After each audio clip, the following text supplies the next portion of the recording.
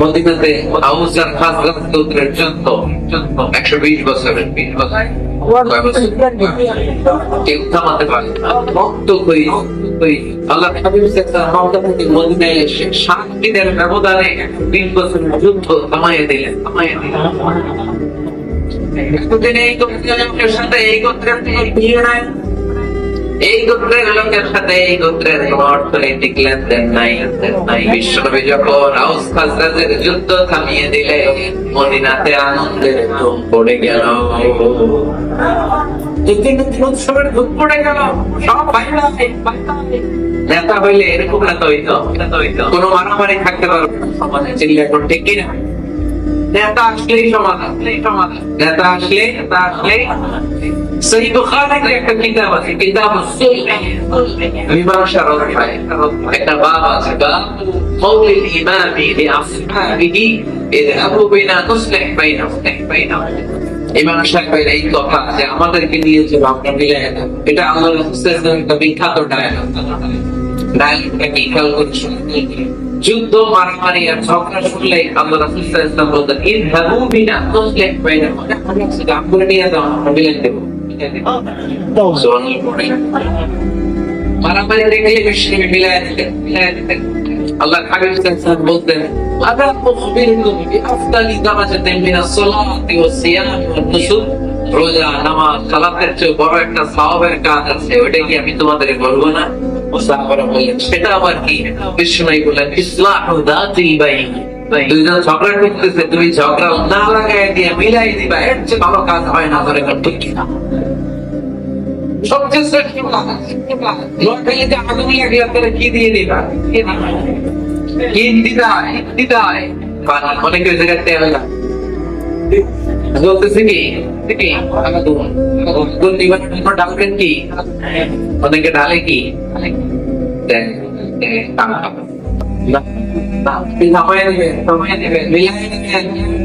আপনার ভালো জিনিস মিলাই দিবেন কিনে 7 নম্বর ফার্স্ট লাইন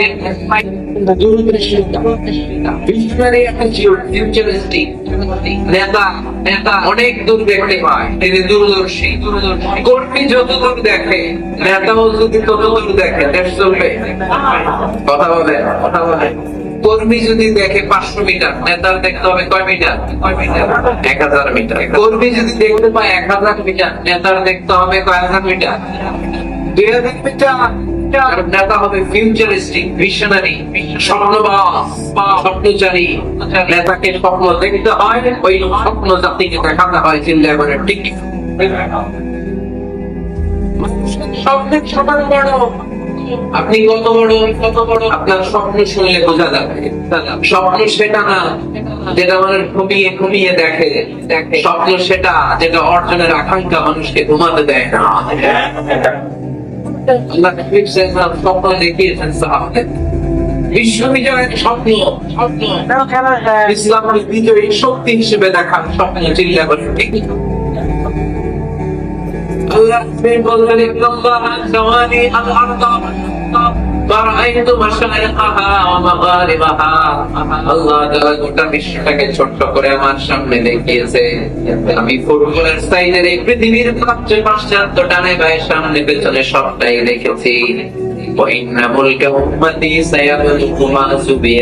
যত দূর আল্লাহ আমারে দেখিয়েছে তত জায়গায় লা ইলাহার পতাকা বন্দর করে একদিন উড়বে। কোনো একদিন এদেশের আকাশে কালিমার পতাকা উড়বে। সেদিন সবাই খোদাই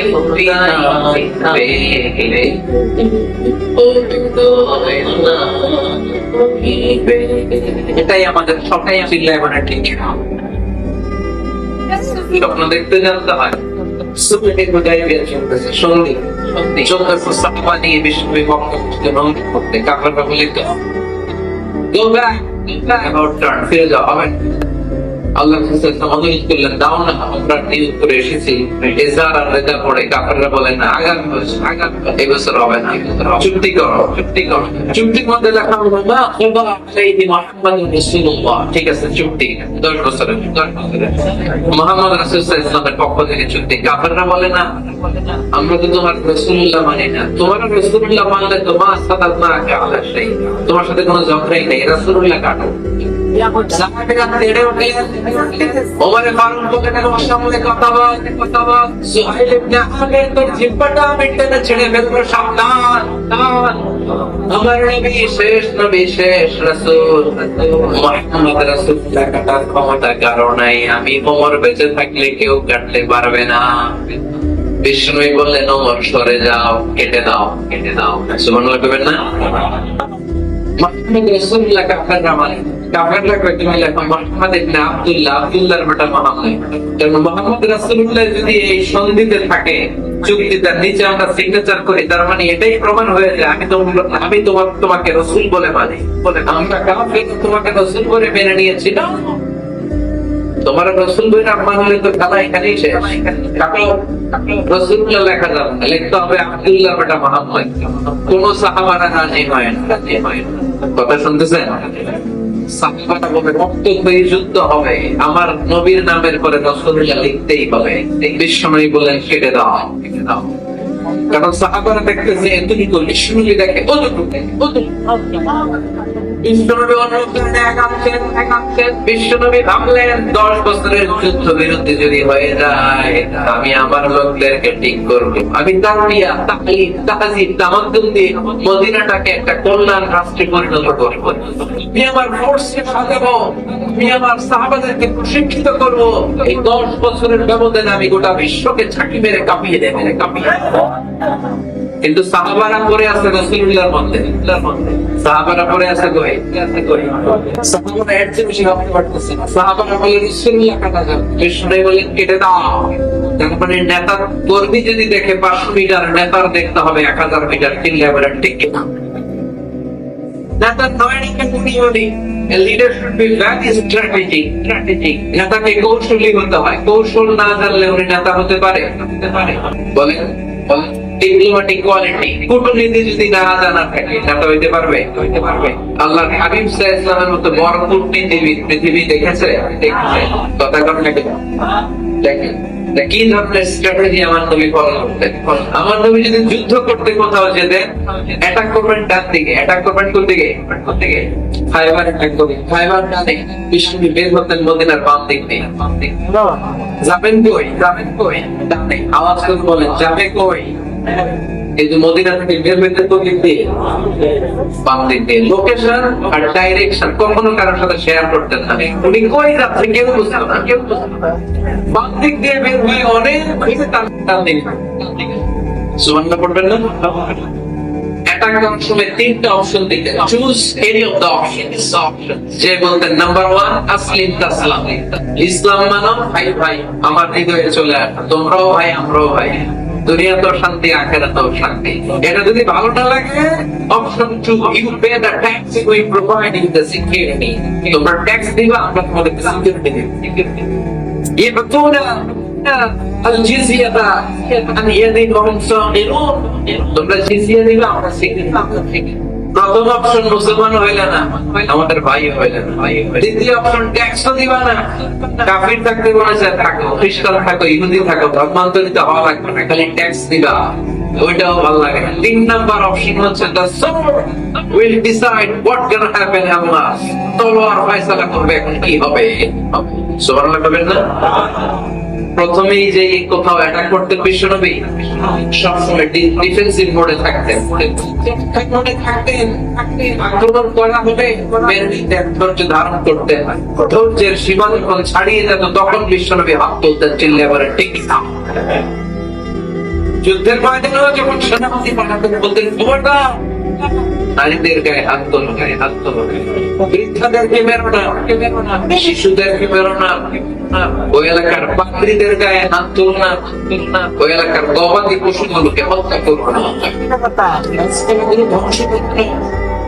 তোমাদের বিরুদ্ধে যুদ্ধারও যদি তলোয়ার রেখে নিয়ে হাত তুলে বলে আল আমান, সিকিউরিটি আমরা আমান চাই, নিরাপত্তা চাই, তাকেও বেরোনো। সুবহানাল্লাহ পড়বেন না? গোটা বিশ্বকে সভ্যতা শিখিয়েছেন।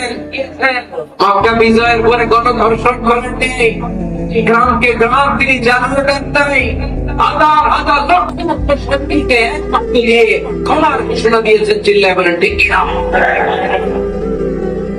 As a father, as a teacher, as a commander, as a leader, as a lawgiver, as a lawmaker, as a reformer of the society, Muhammad is the superman of the world.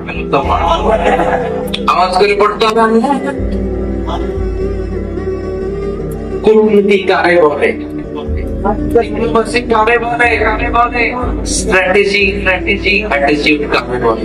সেখানে উপস্থিত হলেন ভূমিতে কাফেরদের খাওয়া। কাফেররা আসছে 3 দিন আগে, মুসলিম সৈনিকরা বসলেন তৃতীয় দিন। এসে বিষয় সবাইকে বললেন কত হতে পারে কাফের, কেউ বলতে পারে না। 2 জন রাখাল পেয়ে দিকে শুনলেন রাখাল কয়দিন ধরে আসছে, আমরা বদরে আছি। শুনতেছেন? উনি বললেন ওই যে কাফেররা যে আসছে কয়দিন আগে, 3 দিন আগে। কত হবে সংখ্যা? অনেক। কত হইতে পারে? রাখাল দিকে জানি না। চিন্তা করে, কারণ ওনার যুদ্ধে একটা সিস্টেম ছিল, শত্রু সংখ্যা কত এটা আমাকে জেনে নিতে হবে। সুবহানাল্লাহ পড়বেন না? অনেক কৌশল থাকতে এভাবে সেই আবার রাখালটাকে ডেকে পাঠালেন, বললেন কেমন ওরা আসার পর থেকে প্রতিদিন খাওয়ার জন্য কয়টা করে উট জবাই করে। এবার উনি বলল প্রথম দিনে প্রথম দিন খাওয়ার জন্য উট জবাই করেছে 9টা। দ্বিতীয় দিনে উট জবাই করেছে 10টা।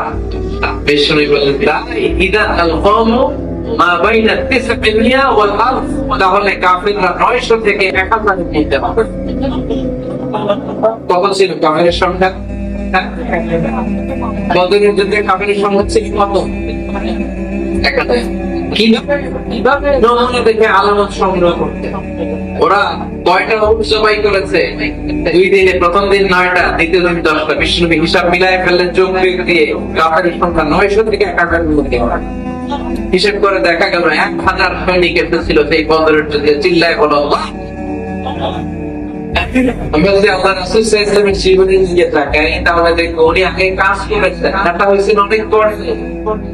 আল্লাহর ইলমে তিনি নবী অনেক আগে, কিন্তু অফিশিয়ালি নবুয়ত পেয়েছেন 40 বছর বয়সে। কত বছর বয়সে?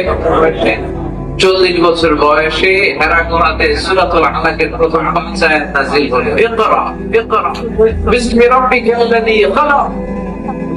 In the name of your Lord who has created. তোমার প্রভুর নামে যিনি তোমায় সৃজন করেছেন। এই 5টা আয়াত নাযিল হওয়ার সাথে সাথে এই বিশ্বনবীর গায়ে কাঁপুনি চলে এলো, জ্বর চলে এলো, অন্তর কাঁপতে শুরু করলো। আল্লাহর হাবিব সাল্লাল্লাহু আলাইহি ওয়াসাল্লাম পাহাড় থেকে নেমে এসে আম্মা খাদিজা রাদিয়াল্লাহু তাআলা আনহার কাছে গেলেন। যে বললেন খাদিজা জামিলুনি, আমার কম্বল চাপা দাও, আমার জ্বর আসতেছে, আমার কাঁপুনি চলে আসছে, আমার মনে হচ্ছে আমি আর বাঁচব না। আমাদের খাদিজা রাদিয়াল্লাহু তাআলা আনহা আমাকে সাহস দিলেন, কম্বল চাপা দিয়ে বললেন আল্লাহি লা ইউসিকাল্লাহু আবাদা। হে মুহাম্মদ, আমি আল্লাহর কসম করে বলতে পারি আমি তো আপনারে চিনি, আমার কথা কখনো আপনার অপমান করবেন না। পড়েন সুবহানাল্লাহ। কারণ ইন্নাকা লাতাসিলুর রাহিম, এটা কি কাজ করতে বিশ্বনবী কাজের ফিরিস্তা শুনেন স্ত্রীর কাছ থেকে শোনেন স্বামীর ব্যাপারে। বড় সাহেবের ব্যাপারে যদি আসল তথ্যটা পেতে চান, বড় সাহেবের ড্রাইভারের জিজ্ঞেস করবেন, বড় সাহেবের বাড়ির জামাতে জিজ্ঞেস করবেন, বড় সাহেবের বাড়ির কাজের মহিলার জিজ্ঞেস করবেন, আর বড় সাহেবের ওয়াইফকে জিজ্ঞেস করবেন। তাহলেই বড় সাহেবের আসল সব খবর পাওয়া যাবে। জোরে বলেন ঠিক কিনা? আল্লাহর হাবিব সাল্লাল্লাহু আলাইহি ওয়াসাল্লামের ব্যাপারে আল্লাহর হাবিব সাল্লাল্লাহু আলাইহি ওয়াসাল্লামের স্ত্রী আমাদের খাদিজাতুল কুবরা রাদিয়াল্লাহু তাআলা আনহা বলছেন ইন্নাকা লা তাসিলুর রাহিমা। আপনার কোনো ভাই নেই, কারণ আপনি আত্মীয়তার সম্পর্ককে বজায় রাখেন, আত্মীয়দের খোঁজখবর রাখেন, আপনি সদা সর্বদা সত্য কথা বলেন, সুবহানাল্লাহ বলবেন না? আপনি মানুষের বোঝা বইয়ে দেন, নিজের বোঝা টানতে পারেন, আপনি গায়ে কেটে আগের বোঝা টানতে দেন, যার উপার্জনের কেউ নাই তারে আপনি উপার্জন করে দেন। আপনি মেহমান খাওয়াতে খুব পছন্দ করেন, সত্য যেখানে বিপন্ন সেখানে আপনি সত্যের বীর সারণী হয়ে দাঁড়িয়ে যান। যার মধ্যে এই ৬টা কোয়ালিটি থাকে তারে আমার রব কোনদিন অপমান করতে পারে। আমাদের খাদিজা বললেন, ওই নবী ভয় নাই, চিন্তা নাই, টেনশনের কোনো কারণ নাই। আমি অনেক বছর ধরে আমদানি, আপনি কোনদিন কোন মানুষের ক্ষতি করেন নাই, কোন মানুষকে কষ্ট দেন নাই, সব সময় জনকল্যাণ কাজের সাথে নিজেকে ধরে রেখেছেন, আজীবন মানুষের কল্যাণ চেয়েছেন, মানুষের জন্য কাজ করেছেন। মানুষের জন্য যারা কাজ করে, মানুষের কল্যাণ যারা চায়, তাদেরকে আমার রব কোনদিন অপমান করে না। ৬টা কাজ করতে হবে। এই ৬টা কাজ ইমান করে আল্লাহ রাসূল সাল্লাল্লাহু আলাইহি ওয়াসাল্লাম নেতা হওয়ার আগ থেকেই কাজ শুরু করে দিয়েছেন। নেতা হয়েছে ৪০ বছর বয়সে। নেতা হয়েছে তখন বয়স কত? কথা বোঝে নাই বোধহয়। নেতা যখন নেতৃত্ব যখন পেয়েছেন তখন বয়স কত? কাজ কি ৪০ বছর শুরু করেছিলেন? কাজ শুরু করছেন কবে? অনেক আগে। যদিও নেতা হয় নাই, কাজ সেখানে ছিল। নেতা হওয়ার জন্য তিনি বসে থাকেন নাই, কাজ শুরু করে দিন, মানুষকে খাওয়াতেন, দান করতেন। যেখানে মানবতা বিপন্ন সেখানে তিনি সহায়তার হাত বাড়িয়ে দিতেন। সুবহানাল্লাহ। তারপরে নেতা হইতে হইলে আগে কাজ করা লাগে। আগে কি করা লাগে? কাজ করা লাগে। কাজ করলে এমনি সে নেতা, নেতৃত্ব এমনি তার হাতে এসে ধরা দিবে। জোরে বলেন ঠিক কিনা? তাই যারা নেতা হতে চান আগে কাজ দিয়ে নিজেকে প্রমাণ করে, বক্তব্য দিয়ে নয়। লিডিং করার আগে আপনাকে সার্ভিস দিতে হবে, কাজ করতে হবে, কাজের মতো কাজ। ঠিক কিনা? আমরা যাই করি না কেন, এটা ভালোভাবে করলে ওই কাজে বরকত দেয় কে? আওয়াজ করে বলতে হবে, বরকত দেয় কে? যে কোনো কাজ করো না ভাই, যে কোনো কাজ করো, তা যেন হয় সবার চেয়ে সবচেয়ে সুন্দর। যে কোনো কাজ করো না ভাই, যে কোনো কাজ করো, তা যেন হয় সবার চেয়ে সবচেয়ে সুন্দর। হোক না সেটা পড়া লেখা, রঙের ভাষায় ছবি আঁকা, হোক না সেটা পড়া লেখা, রঙের ভাষায় ছবি আঁকা, হোক না সেটা সামান্য কাজ কিংবা মহত্তর, তা যেন হয় সবার চেয়ে সবচেয়ে সুন্দর। যে কোনো কাজ করো না ভাই, যে কোনো কাজ করো, তা যেন হয় সবার চেয়ে সবচেয়ে সুন্দর। ঠিক কিনা? যেটাই করি না কেন ভালোভাবে করবো। Never participate in any job. The young society of God industry. কোন কারণে ছোট মনে করবা না। Whether it's small or big, ছোট হোক আর বড় হোক, কাজ কাজই। কাজে কোনো লজ্জা নাই, কাজে কোনো শরম নাই। শরম আর লজ্জা হচ্ছে হীনমন্যতায় আর অলসতা। ঠিক কিনা? এজন্য কাজ করতে হবে। নেতা হওয়ার প্রথম শর্ত আমরা পেলাম, কাজ দিয়ে নেতা তার নেতৃত্বের প্রমাণ দেবে, বক্তব্য দিয়ে নয়। তাহলে বোঝা গেল আগে কাজ পরে নেতা। বিশ্বনবী আগে কাজ শুরু করেছেন, নেতৃত্ব পেয়েছেন পরে। ঠিক কিনা? তাহলে আওয়াজ করে উত্তর দেন তো, আগে কি পরে কি? নেতা। আওয়াজ করে বলবেন, আগে কি পরে নেতা। তাহলে এক নম্বর পয়েন্টে আমরা জানলাম কাজ করতে হবে। কাজকে নিজেকে প্রমাণ করা ছাড়া নেতা হওয়া যায়। নেতার 2 নম্বর ভূমিকা হচ্ছে the leader should overcome all challenges and trials. নেতাকে সব চ্যালেঞ্জ আর বাধা বিপত্তি পরীক্ষা এগুলো মোকাবেলা করতে জানতে হয়। নেতার দুর্বল চিন্তার লোক হলে ওই লোক নেতা হতে পারে না। কথা বলেন না কেন? পারে। নেতা যদি রক্ত দেখে ভয় পায়, এটা নেতা না খেতা?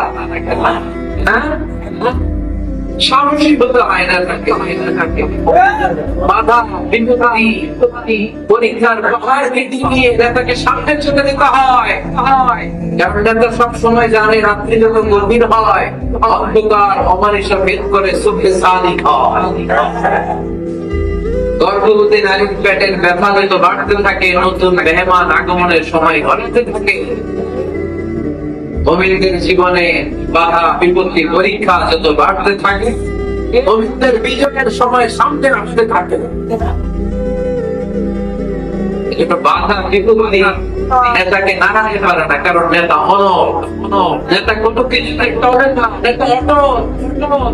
সে সব ধরনের বাধা বিপত্তি চ্যালেঞ্জকে দুমড়ে মুচড়ে সামনে যায়। সেই নেতা আওয়াজ করে বলেন ঠিক কিনা? তাহলে 2 নম্বরে আমরা জানলাম নেতাকে পরীক্ষা দিয়ে নেতা হতে হবে। পরীক্ষা দেওয়া ছাড়া নেতা হওয়া যাবে? পরীক্ষায় পাশ করলে তবেই নেতা, ঠিক কিনা? এই কোরআন আমাদেরকে তাই জানিয়েছে। সাইয়েদনা ইব্রাহিম আলাইহিস সালামকে আল্লাহ বললেন, ইব্রাহিম তোমাকে অনেকগুলো বিষয়ে আমি পরীক্ষা করব, যদি পরীক্ষায় পাশ করতে পারো তাহলে তুমি নেতা। তাহলে তুমি কি? وَإِذِ ابْتَلَى إِبْرَاهِيمَ رَبُّهُ بِكَلِمَاتٍ فَأَتَمَّهُنَّ قَالَ إِنِّي جَاعِلُكَ لِلنَّاسِ إِمَامًا। সুবহানাল্লাহ পড়েন। বললেন ইব্রাহিম অনেকগুলো বিষয় আমি তোমারে পরীক্ষা করব। সাইয়েদনা ইব্রাহিম সবগুলো পরীক্ষায় উত্তীর্ণ হলেন। ফলস্বরূপ খুশি হয়ে আল্লাহ বললেন, ইব্রাহিম আমি তোমারে গোটা বিশ্বের সবার জন্য নেতা বানায় দিলাম। Ibrahim is some trials, and he successfully overcome all the trials he faced. Allah said, Ibrahim, I'm gonna make you the leader. Ibrahim, 5টা পরীক্ষা নিয়েছে তোমার জীবনে, বড় বড় পরীক্ষা, অগ্নি পরীক্ষা। সবগুলো পরীক্ষায় যেহেতু তুমি গোল্ডেন এ প্লাস, তোমার আমি তোমার রেজাল্ট শুরু নেতা বানায় দিলাম। সুবহানাল্লাহ কইতে বললেন না? তবে নেতা হতে হলে পরীক্ষায় পাস করা লাগে। বিপদ আপদ বাধা বিপত্তি দুমড়ে মুচড়ে পাহাড় সীমা বাধাকে থোড়াই কেয়ার করে নেতা সামনে চলে যায়। তিনি আমাদের নেতা। তাহলে 3য় পয়েন্টের আলোকে আমরা যদি আল্লাহর হাবিব সাল্লাল্লাহু আলাইহি ওয়াসাল্লামের জীবনীটা একটু ক্রস চেক করি, একটু ডাবল চেক করি, তাহলে দেখবো যে আল্লাহ রাসূল সাল্লাল্লাহু আলাইহি ওয়াসাল্লামের জীবনী যদি আমরা পড়ি, আমরা দেখবো যে ওনার জীবনে পরীক্ষা বাধা বিপত্তি এগুলো ছিল কি ছিল না? ছিল কম না বেশি? এমন কোন আযাব অত্যাচার জুলুম নির্যাতন নাই যেটা আমার নবী সহ্য করে নাই, ঠিক কিনা? যখনই কোরআনের তাফসীর করতেন তখনই তালি শুরু হয়ে যায়। যখনই কোরআন তেলাওয়াত করতেন তখনই শিখ দিয়ে ডিস্টার্ব করা শুরু হয়ে যেত। যখনই নামাজে দাঁড়াতেন হোটেল পচা নারীপুরি আমার নবীর ধারের উপরে চাপিয়ে দেওয়া হতো। এখনো দেয় সিস্টেম একই, ভার্সন পাল্টা। The system is same, but the version is different. ঠিক কি না? ওই সময় গালি দিত, এখন গালি দেয়, আসলে নাই? ওই সময় আমার নবীর গালি দিত পাগল, গালি দিত কবি, বলে দিত বলতো লেস কাটা। এখনো গালি আসলে নাই? কি গালি দেয়?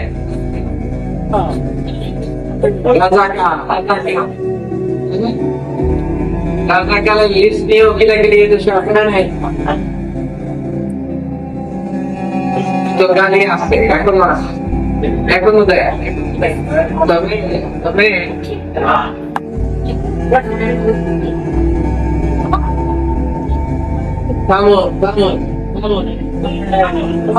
গালি যখনও ছিল এখনো আছে। গালির ভার্সনটা একটু ডিফারেন্ট, ঠিক কিনা? এই গালি শুনে কি মুমিন থমকে যাবে? থমকে যাবে মুমিন? নেতা নেতা সব বাধা বিপত্তি মাড়ি এসে সামনে যায়, তিনি নেতা যার জ্বলন্ত প্রমাণ আমার প্রিয় নবী মক্কা থেকে 80 কিলোমিটার দূরে তায়েফের ময়দানে গেলে জমি কেনার জন্য, তাই না? হ্যাঁ, তায়েফের ময়দানে 5 বিঘা জমি কেনার জন্য গেছিলেন আল্লাহ নবী। কি জন্য গেছিলেন? কি জন্য? লোকেদেরকে জাহান্নামের মায়ের থেকে বাঁচানোর জন্য ধরে করেন, ঠিক কিনা?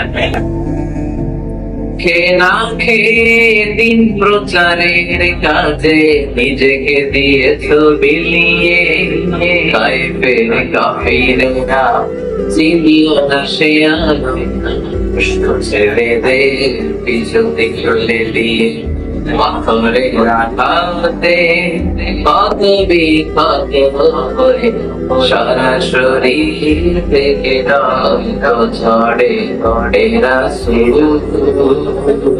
তোমাকে ভুলি আমি কেমন করে করে রাসূল, তোমাকে ভুলি আমি এমন করে। ঠিক না? এত সুন্দর মানুষ পৃথিবীতে দ্বিতীয়টা খুঁজে পাওয়া যাবে না। এত সুশ্রী, এত শুভ্র, এত সুন্দর স্কিনের মানুষ ছিলেন আমার প্রিয় নবী, ঠিক কিনা? পাথর মেরে মেরে রক্তাক্ত করা হয়েছে, এখন কোন অসীমর অত্যাচার নাই, এটা বিশ্বনবী শুধু করেন নাই। মক্কায় 3 বছর সিয়ামে আবি তালেবে জেল খেটেছে, অর্থনৈতিক আগ্রাসন, কোনো কিছু বিক্রি করতে না মক্কার লোকের ওনাদের অন্য দিকের নারীকে বিয়ে দিও না ওনাদের সাথে, না খেয়ে গাছের পাতা গাছের ছাদ দাওয়াত পেলে বিশ্বনবী ফিরিয়ে দিতেন না। ওই দাওয়াত খেতে যাওয়ার পরে বিশ্বনবী খাসির বাজুর নাম পছন্দ করতেন, খাসির গোশতের মধ্যে বিষ মিশিয়ে দেয়া। বিশ্বনবী বিষে আসক্ত হয়ে, বিষে বিষাক্ত হয়ে শেষ নিঃশ্বাস ত্যাগ করেছেন। বিশ্বনবী কালার আগে বলেছেন, খাইবারের ওই বিষের ব্যথা আমি এখনো টের পাচ্ছি। আমার নবীর মৃত্যু ছিল শহীদী মৃত্যু, চিল্লায় বলেন ঠিক কিনা? ইহুদীদের মিত্র লাবিদুল আকসা বিশ্বনবী ব্ল্যাকমেইলিং করেছে, জাদু টোনা। 6 মাস আমার নবী অসুস্থ ছিল। আযাব অত্যাচার বিপত্তির এমন কোন ধরন নাই, এমন কোন ভার্সন নাই যেটা আমার নবী সহ্য করে নাই, ঠিক কিনা? তাহলে নেতা হতে হলে দৃঢ় মনোবল হতে হবে। দুর্বল চিত্তের লোক কখনো নেতা হতে পারে না। আপনি যদি নেতা হতে চান, আপনাকে পাহাড় সম বাধা বিপত্তিকে ডিঙিয়ে সামনে যাওয়ার প্ল্যান প্রোগ্রাম আগে থেকেই করে রাখতে হবে, ঠিক কিনা? তাহলে আপনি নেতা। Leader should overcome all the challenges and trials he faced in his life. জীবনে যত বাধা আসবে, যত বিপত্তি আসবে, সব মারিয়ে তাকে সামনে যেতে হবে, তাহলেই তিনি নেতা। তবে প্রথম পয়েন্টে আমরা জানলাম নেতা হবেন যিনি কাজে বিশ্বাসী, কথাই নয়। দ্বিতীয় পয়েন্টে আমরা জানলাম নেতা বিপদ দেখে ভয় পায় না। বিপদ দেখে ভয় পাইলে এটা নেতা। টায়ার পাংচার হলে, সাইকেলের টায়ার পাংচার হলে লাভ দেয় নাকি নেতা? বরং ভেঙে থাকতে হলে দৌড়ের শিক্ষাতে চেয়ে দেখবে আমার কোন কর্মী সেখানে মারা গেল কিনা। এ হচ্ছে নেতা। He is the true leader. He is the charismatic leader. Tyre puncture হলে লাভ দেয়, এটা তো নেতা না। নেতাকে দৌড়ে যেতে হবে, সমস্যার গোলাপে করতে হবে, বাধা বিপত্তিকে সবাই কেয়ার করবে নেতা, সেই আসল নেতা, ঠিক কিনা? দুইটা পয়েন্ট কি বুঝতে পারছেন আপনারা? মনোযোগ আসছে না গেছে? কষ্ট হচ্ছে? শেষ করে দিব, শুনবেন আর কিছু সময়? কখন আসছেন আপনারা?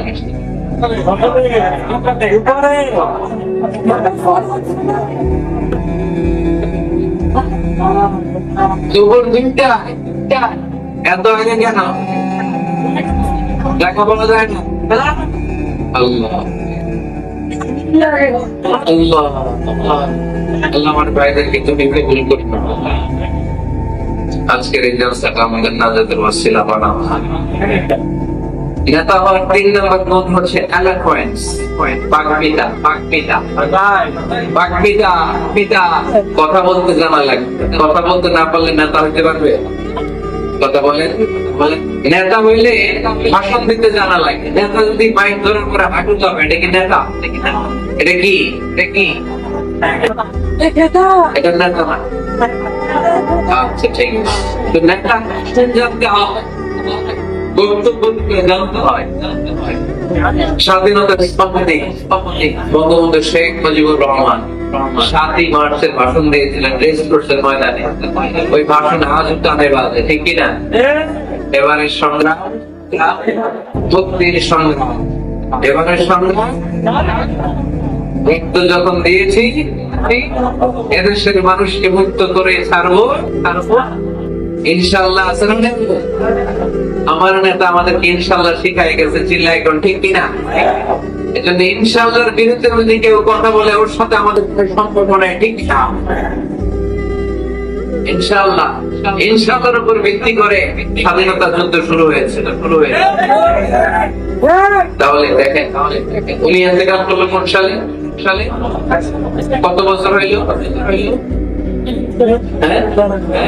কত? এই যে 40-45 বছর হয়ে গেছে, এখন ওই ভাষণ আমরা বলি না। কারণ ক্যারিজমেটিক লিডার উনি ছিলেন নেতার মতো নেতা। এরকম নেতা বাংলাদেশ আর খুঁজে পায় নাই, ঠিক কিনা? বক্তব্য দিতে জানা লাগে, এমন খুবেন তাই উনি নেতা না। বারাক ওবামা বলতেন, হ্যালো শিকাগো, হ্যালো আমেরিকা। আমি যদি আজকে বলি সবাই খুশি, কারণ বারাক ওবামা শিকাগো সিটি থেকে প্রোগ্রামে গিয়েছিল। তো যে এরকম বিশাল জনতা, উনি ভাষণ শুরু করেছিলেন এই শব্দ দিয়ে, হ্যালো শিকাগো। শিকাগোর লোক মহা খুশি যে আমাদের শিকাগোরে ডাকবে। এই যে ভাষণ জানা, এটা নেতার জন্য কথা বলতে জানতে পারে। কথা বলতে না জানলে ওই লোক নেতা হইতে পারে না। নেতা যদি মাইক নিয়ে তোমলামি শুরু করে, মামলিং করে, কি বলতেছে নিজেই বুঝতেছে না, সে কি নেতা? আচ্ছা, এবার আবার ফিরে যায় আল্লাহ রাসূল ইসলামের জীবনে। আমার নবী কি সুন্দর করে গুছিয়ে কথা বলতে জানতেন, পরিষ্কার পরিচ্ছন্ন আরবি ভাষায় ভাষণ দিতে জানতেন। আল্লাহ হাবিব সাল্লাল্লাহু আলাইহি ওয়াসাল্লাম বলতেন, সহিহ মুসলিমের বর্ণনা, উতিতু জাওয়ামিউল কালিম, আল্লাহ তাআলা আমাকে জাওয়ামিউল কালিম দিয়েছে।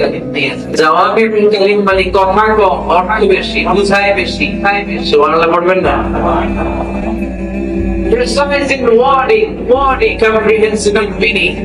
কথা বলতেন কম, আমার নবী কথা বলতেন কম, কিন্তু এই কথার আবেদন থাকতো বেশি। আমার নবী কথা বলতেন কম, এটার impact in the heart of the listener, শ্রোতাদের হৃদয়ে এটার প্রভাব, এটার ইনফ্লুয়েন্স থাকতো অনেক বেশি। কথা বলতেন অল্প শব্দ দিয়ে, এটার ব্যাখ্যা লিখে ভলিউমের পর ভলিউম লিখে বিশ্বনবীর কথার শুরু ব্যাখ্যা লিখে শেষ করা যায় না। চিল্লায় পড়েন সুবহানাল্লাহ। আবার আমরা জানাই রাদিয়াল্লাহু তাআলা বলতেন, أن النبي صلى الله عليه وسلم إذا تكلم بكلمة لو عده العاد لا صار بخاري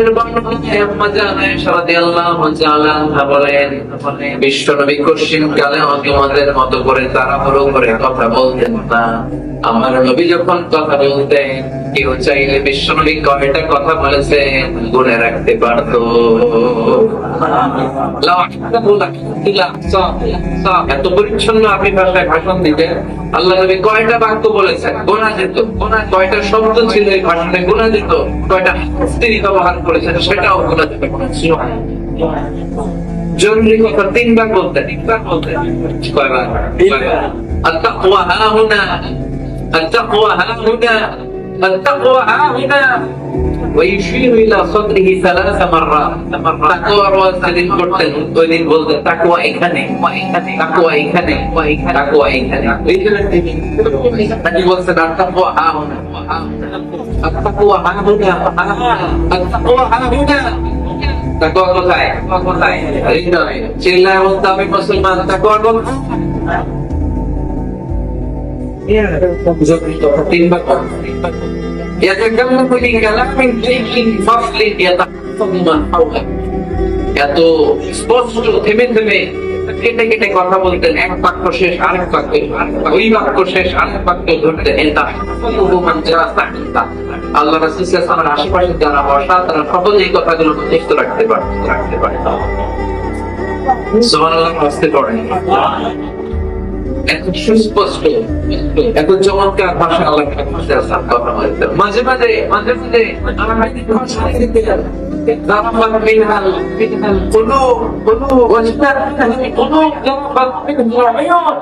ওই ভাষণ শুনে সাহাবারা দাঁড় করে কান্না শুরু করে দিত। আল্লাহ হাবিব সাল্লাল্লাহু আলাইহি ওয়াসাল্লাম সাহাবারা বলতেন আবেগী ভাষণ, আবেগী ভাষণ, হৃদয় নির্গত ভাষণ। আবার মাঝে মাঝে জানাময়ী ভাষণ দিতেন, জেহাদি বক্তব্য দিতেন। সাহাবীদের মধ্যে জেহাদি জজবা তৈরি হয়ে যেত। চিল্লায় পড়েন আল্লাহু আকবার। মদিনা এসে বলেন মাঝে মাঝে তিনি ভাষণ দিতেন, গরম ভাষণ দিলে, তেজস্বী ভাষণ দিলে, জানাময়ী ভাষণ দিলে আমার নবীর চেহারাটা লাল হয়ে যেত, আলা সাউতুহু, সাউন্ড বড় হয়ে যেত, ইশতাদ্দা গাদাবুহু, রাগের চোটে তিনি গড়গড় করতে শুরু করতেন। কান্নাহু মুনাজ্জিল জাইশ, কেমন যেন তিনি সেনাবাহিনীর কমান্ডার, যেন তিনি সামনে ব্যাটালিয়নকে রেখে তিনি কমান্ড করতেছেন। আওয়াজ করে বলেন আল্লাহু আকবার। পাঁচটা ভাগে ভাগ করতে ইসলাম ব্যাটালিয়ন। কয় ভাগে? পাঁচ ভাগে। সামনে থাকতো মুকাদ্দিমাতুল জাইশ, ফ্রন্ট সাইড, ডানে থাকতো মাইমানা, বায়ে থাকতো মাইসারা, মাঝখানে খালফ, পড়ে সুবহানাল্লাহ। যেখান দিয়ে যখন যাদেরকে দিয়ে অ্যাটাক করানো দরকার মুহূর্তে তিনি কমান্ড করতেন, সৈনিকেরা কমান্ডো বাহিনীর মতো ঝাঁপিয়ে পড়তে পারেন। মা বাআসাল্লাহু নাবিয়্যান ইল্লা রাআল গানাম। এই পৃথিবীতে এমন কোন নবী নাই যেই নবী বকরি চড়ায় নাই। পৃথিবীতে এমন কোন নবী নাই যেই নবী কি চড়ায় নাই? ছাগল চড়ায় নাই। সাহাবারা বললেন ইয়া রাসূলুল্লাহ আনতা কাযালিক, আপনিও ছাগল চড়াইছেন? বিষ্ণু সাল্লাল্লাহু আলাইহি ওয়াসাল্লাম বললেন না, আমিও ছাগল চড়িয়েছি। ওয়া ইন্নী আরাহা আলা কারারিতি আহলি মক্কা, আমি তো মক্কাবাসীদের অল্প কিছু পয়সার বিনিময়ে তাদের ছাগলগুলোকে চড়িয়ে দিতাম। সুবহানাল্লাহ পড়বেন না? বিষ্ণু ইসলাম ছাগল চড়াতো। ছাগল চড়ানো সহজ কাজ না কঠিন কাজ? কেন কঠিন এটা? হ্যাঁ, এরা ছুটি মারে, হ্যাঁ, কি করে?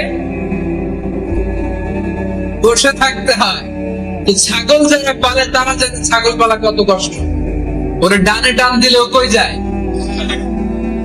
রশি ধরে বায়ে টান দিলে কই যায়? সামনে টানলে কই যায়? পিছনে টানলে কই যায়? সারা সপ্তাহ আপনি সময় পান না এটারে গোসল করাবেন। ভাবলেন আজকে জুমার দিন আমিও গোসল করি, এটারে গোসল করাই। এটারে আপনি পুকুর ঘাটে দিবেন, টান দিয়েছেন, ওর বাপের কিরা ও 1 ইঞ্চিও সামনে যাবে না। ঠিক কি না? এই টেরা প্রাণী আল্লাহর কি মহিমা। আল্লাহ তাআলা পৃথিবীর সবচেয়ে শ্রেষ্ঠতম মানুষদেরকে ছাগল চড়িয়ে ছেড়েছেন, ঠিক কিনা? এই পৃথিবীতে এমন কোন নবী ছিল না যে নবীরা ছাগল চড়ায় নাই। আল্লাহ বুঝাতে চাইলেন ছাগল চড়ানো অনেক কষ্টের কাজ, অনেক ধৈর্যের প্রয়োজন। এখন নবীরা তোমরা ছাগল চড়াও, কিছুদিন পর ছাগলের চেয়েও টেরা জাতি মানুষ চড়াইতে হবে। মানুষের মধ্যে টেরা আসারা নাই। ভালো বললে ভালোটা বুঝে না, ডাইনে যেতে গেলে বায়ে যায়, বায়ে যেতে বললে ডাইনে যায়, এরকম আছে না নাই?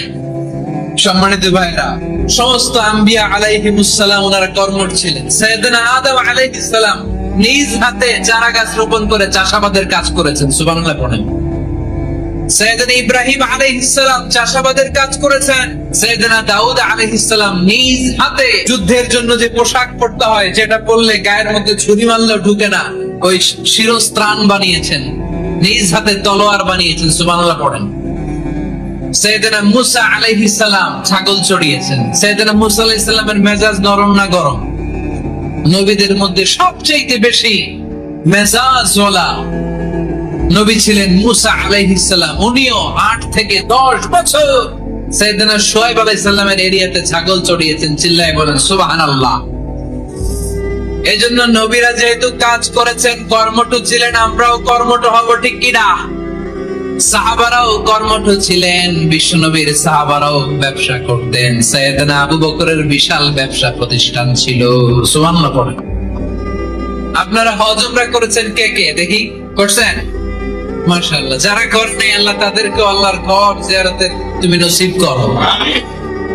বিশ্বনবীর মাকবারার সামনে দাঁড়িয়ে আমরা যেন সালাম পেশ করতে পারি, তুমি নসিব করো। বাইতুল্লাহ শরীফে এবং মসজিদ নববীতে আমরা যেন সালাত আদায় করতে পারে, আল্লাহ তুমি নসিব করো। সাইয়েদনা আবু বকর রাদিয়াল্লাহু তাআলা আনহুর ব্যবসা প্রতিষ্ঠান ছিল মক্কার কাবা ঘরের পাশেই।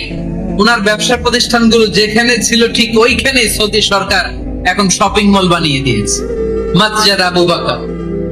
মক্কা শহরের যেখানে বহিরাগতরা এসে ওখানে ছাগল, ওখানে ঘোড়া, উট এগুলো রাখতো, আস্তাবল রাখতো, ঘোড়া আর উট যেখানে রাখা হতো ঠিক ওই জায়গায় সৌদি সরকার ওটার পার্কিং লট বানায় দিচ্ছে। যেখানে আগে সাহাবাদের ব্যবসার জায়গা ওইখানে বর্তমানে শপিং মল। যেখানে আগের সময়কাল সাহাবারা উট আর ঘোড়া রেখে বাঁধতো ওইখানে এখন গাড়ি ঘোড়া রাখার ব্যবস্থা করা হয়েছে। সাইয়েদনা আবু বকর অনেক বড় ব্যবসায়ী ছিলেন। ওনার নিজ টাকা দিয়ে হাবাসা থেকে আসা সাইয়েদনা বেলালকে তিনি 20,000 স্বর্ণ মুদ্রা দিয়ে উমাইয়া ইবনে খালাফের কবল থেকে তিনি মুক্ত করেছেন। সাইয়েদনা উসমান যুন্নুরাইন বড় ব্যবসায়ী ছিলেন। নিজের টাকা দিয়ে মদিনার মুসলমানেরা পানি খেতে পারে না, বীরে রুমা নামে একটা কুয়া ছিল, এই কুয়ার মালিক ছিল ইহুদি। মুসলমানেরা পানি খেতে গেলে এসে বকা দিত, পানি খেতে দিত না। বিশ্বনবী বললেন, আমার সাহাবীদের মধ্যে এমন কি কেউ নাই নিজের অর্থায়নে বীরে রুমা কিনে মুসলমানদেরকে দিয়ে দিবে? সাইয়েদনা উসমান যুন্নুরাইন বলল, ইয়া রাসূলুল্লাহ, আপনার খেদমতে আমি হাজির। মুহূর্তের মধ্যে সাইয়েদনা উসমান যুন্নুরাইন নিজের অর্থায়নে বীরে রুমাটা কিনে মুসলমানদের জন্য সদকা করে দিয়েছে। তো ব্যবসা না করলে, কর্মঠ না হলে, উপার্জন না হলে সদকা করা যাবে? চিল্লায় বলেন, করা যাবে? সুনানে তিরমিজির বর্ণনা, বিষ্ণু ঈসা ইসলাম মক্কা থেকে যত সাহাবারা হিজরত করে মদিনায় এসেছে, মদিনাতে কোন না কোন সাহাবার সাথে বিশ্বনবী ভ্রাতৃত্বের বন্ধনে আবদ্ধ করে দিয়েছে। সুবহানাল্লাহ পড়েন। এজন্য মক্কা থেকে যারা এসেছে এদেরকে বলে মুহাজির, এদেরকে কি বলে? আর মদিনায় যারা ছিল এদেরকে বলে আনসার, এদেরকে কি বলে? আওয়াজ করে উত্তর দিবেন। মক্কা থেকে যারা এসেছে তাদের নাম, আর যারা মদিনার সাহাবী তাদের নাম আনসার। মক্কা থেকে হিজরত করে যে সমস্ত সাহাবারা এসেছিল তারা ছিল মদিনার মেহমান। বিশ্বনবী এক এক মক্কার সাহাবীকে মদিনার এক এক সাহাবীর সাথে ভ্রাতৃত্বের বন্ধনে আবদ্ধ করে দিলেন। আব্দুর রহমান ইবনে আউফ রাদিয়াল্লাহু তাআলা আনহু, ওনার সাথে ভ্রাতৃত্বের বন্ধনে যে সাহাবীকে বিশ্বনবী আবদ্ধ করে দিলেন ওনার নাম হচ্ছে সাআদ ইবনে রাবিয়া। কি নাম? মদিনার অনেক বড় ব্যবসায়ী। বিশ্বনবী বললেন, ও আব্দুর রহমান ইবনে আউফ, সম্পদ ছেড়ে দিয়ে, পরিবার ছেড়ে দিয়ে, স্থাবর সব ছেড়ে দিয়ে আল্লাহ রাসূলের ভালোবাসায় মক্কা থেকে মদিনায় এসেছো। মদিনায় তোমার চিন্তা নাই, সাদ ইবনে রবিকে আমি তোমার ভাই বানিয়ে দিলাম। সাদ ইবনে রবি তোমার আপন ভাইয়ের মতো। সাদ ইবনে রবি বলল, আব্দুর রহমান, জীবনে তোমারে কোনোদিন দেখি নাই, তোমারে আমি চিনি না, তোমার নাম শুনি নাই, কিন্তু বিশ্বনবী তো তোমার দায়িত্ব আমাকে দিয়েছে। আমার চেয়ে বড় ধনী মদিনার মধ্যে দ্বিতীয় কেউ নাই। আজ থেকে তুমি আমার ভাই, আজ থেকে তুমি আমার কি? আল্লাহ আমাকে যত সম্পত্তি দান করেছে তার অর্ধেক সম্পত্তি আমি তোমার নামে দিয়ে দিলাম। ও আব্দুর রহমান ইবনে আউফ, শুধু তাই নয়, রব্বুল আলামিন আমাকে 2 জন স্ত্রী দিয়েছে। কয়জন? তুমি দেখো আমার কোন স্ত্রীকে তোমার বেশি ভালো লাগে, যার নাম তুমি বলবে সাথে সাথে আমি তারে তালাক দিয়ে দিব। তার ইদ্দত পালন শেষে তুমি তাকে বিয়ে করে তোমার সাথে নিয়ে যাবা। সুবহানাল্লাহ। কারণ বিশ্বনবী তোমার দায়িত্ব আমার কাছে দিয়েছে, তুমি আমার ভাই, আমি মদিনার সবচেয়ে বড় ধনী, আমার অর্ধেক সম্পদ আমি তোমারে দিয়ে দিব। আমার 2 স্ত্রীর 1 স্ত্রীকে তোমারে দিয়ে দিব। সাইয়েদনা আব্দুর রহমান ইবনে আউফ এই কথা শুনে অবাক। অবাক হয়ে উনিও এক অবাক কথা বললেন। উনি বললেন, লা হাজাতা লি ফি ইয়া আখি, ও আমার প্রাণের ভাই, তোমার কথা শুনে আমার হৃদয়টা ভরে গিয়েছে, কিন্তু তোমার সম্পদেরও দরকার আমার নাই, তোমার স্ত্রীরও দরকার আমার নাই। বারাকাল্লাহু ফি মালিক ওয়া লি আহলিক, আল্লাহ তোমার মালেও বরকত দেখ, তোমার সম্পদেও বরকত দেখ, তুমি শুধু একটু কষ্ট করবা। কি কষ্ট? তুল্লানি আলা সুক, show me the way to the market. তুমি মদিনায় কোনো মার্কেট আছে কিনা, শপিং মল আছে কিনা, ব্যবসা প্রতিষ্ঠান আছে কিনা আমারে দেখায় দাও। সুবহানাল্লাহ। আমরা হইলে কি করতাম? একজনকে যদি বলা হয়, ভাই আপনি একজন, ভাই আমার অর্ধেক সম্পদ আপনারে দিয়ে দেবে, কি করবে? পায়ের উপর পা তুলে খাবে আর বলবে, কি আনন্দ আকাশে বাতাসে, ঠিক কিনা? এরপর যদি বলি, ভাই আমার দুই বউ, যেটারে সুন্দর লাগে বলেন তালাক দিয়ে দেই, নিয়ে যান, কি বলবে? কি আনন্দ আকাশের বাতাস। আল্লাহ রাসূলের সাহাবী আব্দুর রহমান ইবনে আউফ বললেন, লা হাজাতা লি ফি, আমার দরকার নেই। দুল্লানি আলা সুক, just show me the way to market. এখানে মার্কেট কই আছে দেখায় দাও। অবাক হয়ে গেলেন সাদ বিন রবি, বললেন, ও আব্দুর রহমান ইবনে আউফ, ঠিক আছে, তুমি যদি নিতে না চাও, তোমারে আমি জোর জবরদস্তি করব না। শুনে রাখো, মদিনাতে ইহুদিদের কয়নুকার একটা বাজার আছে। এই কথা বলার সাথে সাথে আব্দুর রহমান ইবনে আউফ চলে গেলেন। এর পরের দিন অল্প কিছু পনির আর ঘি দিয়ে ব্যবসা শুরু করলেন। পনির আর ঘিয়ের ব্যবসা করতে করতে করতে করতে ব্যবসায় তিনি এত লাভ করলেন, উনি বললেন, আমি যদি কখনো মদিনার বালুর মধ্যে হাত দিতাম, ওই বালুটারও সোনা বানায় দিত কে? কর্মঠ যুবক ভাইয়েরা, এ আব্দুর রহমান ইবনে আউফ আমাদের প্রেরণা। উনি অন্যের ঘাড়ে পাড়া দিয়ে খেতে চায় নাই, আরেকজনের উপর ডিপেন্ডেন্ট বা নির্ভরশীল হতে চায় নাই।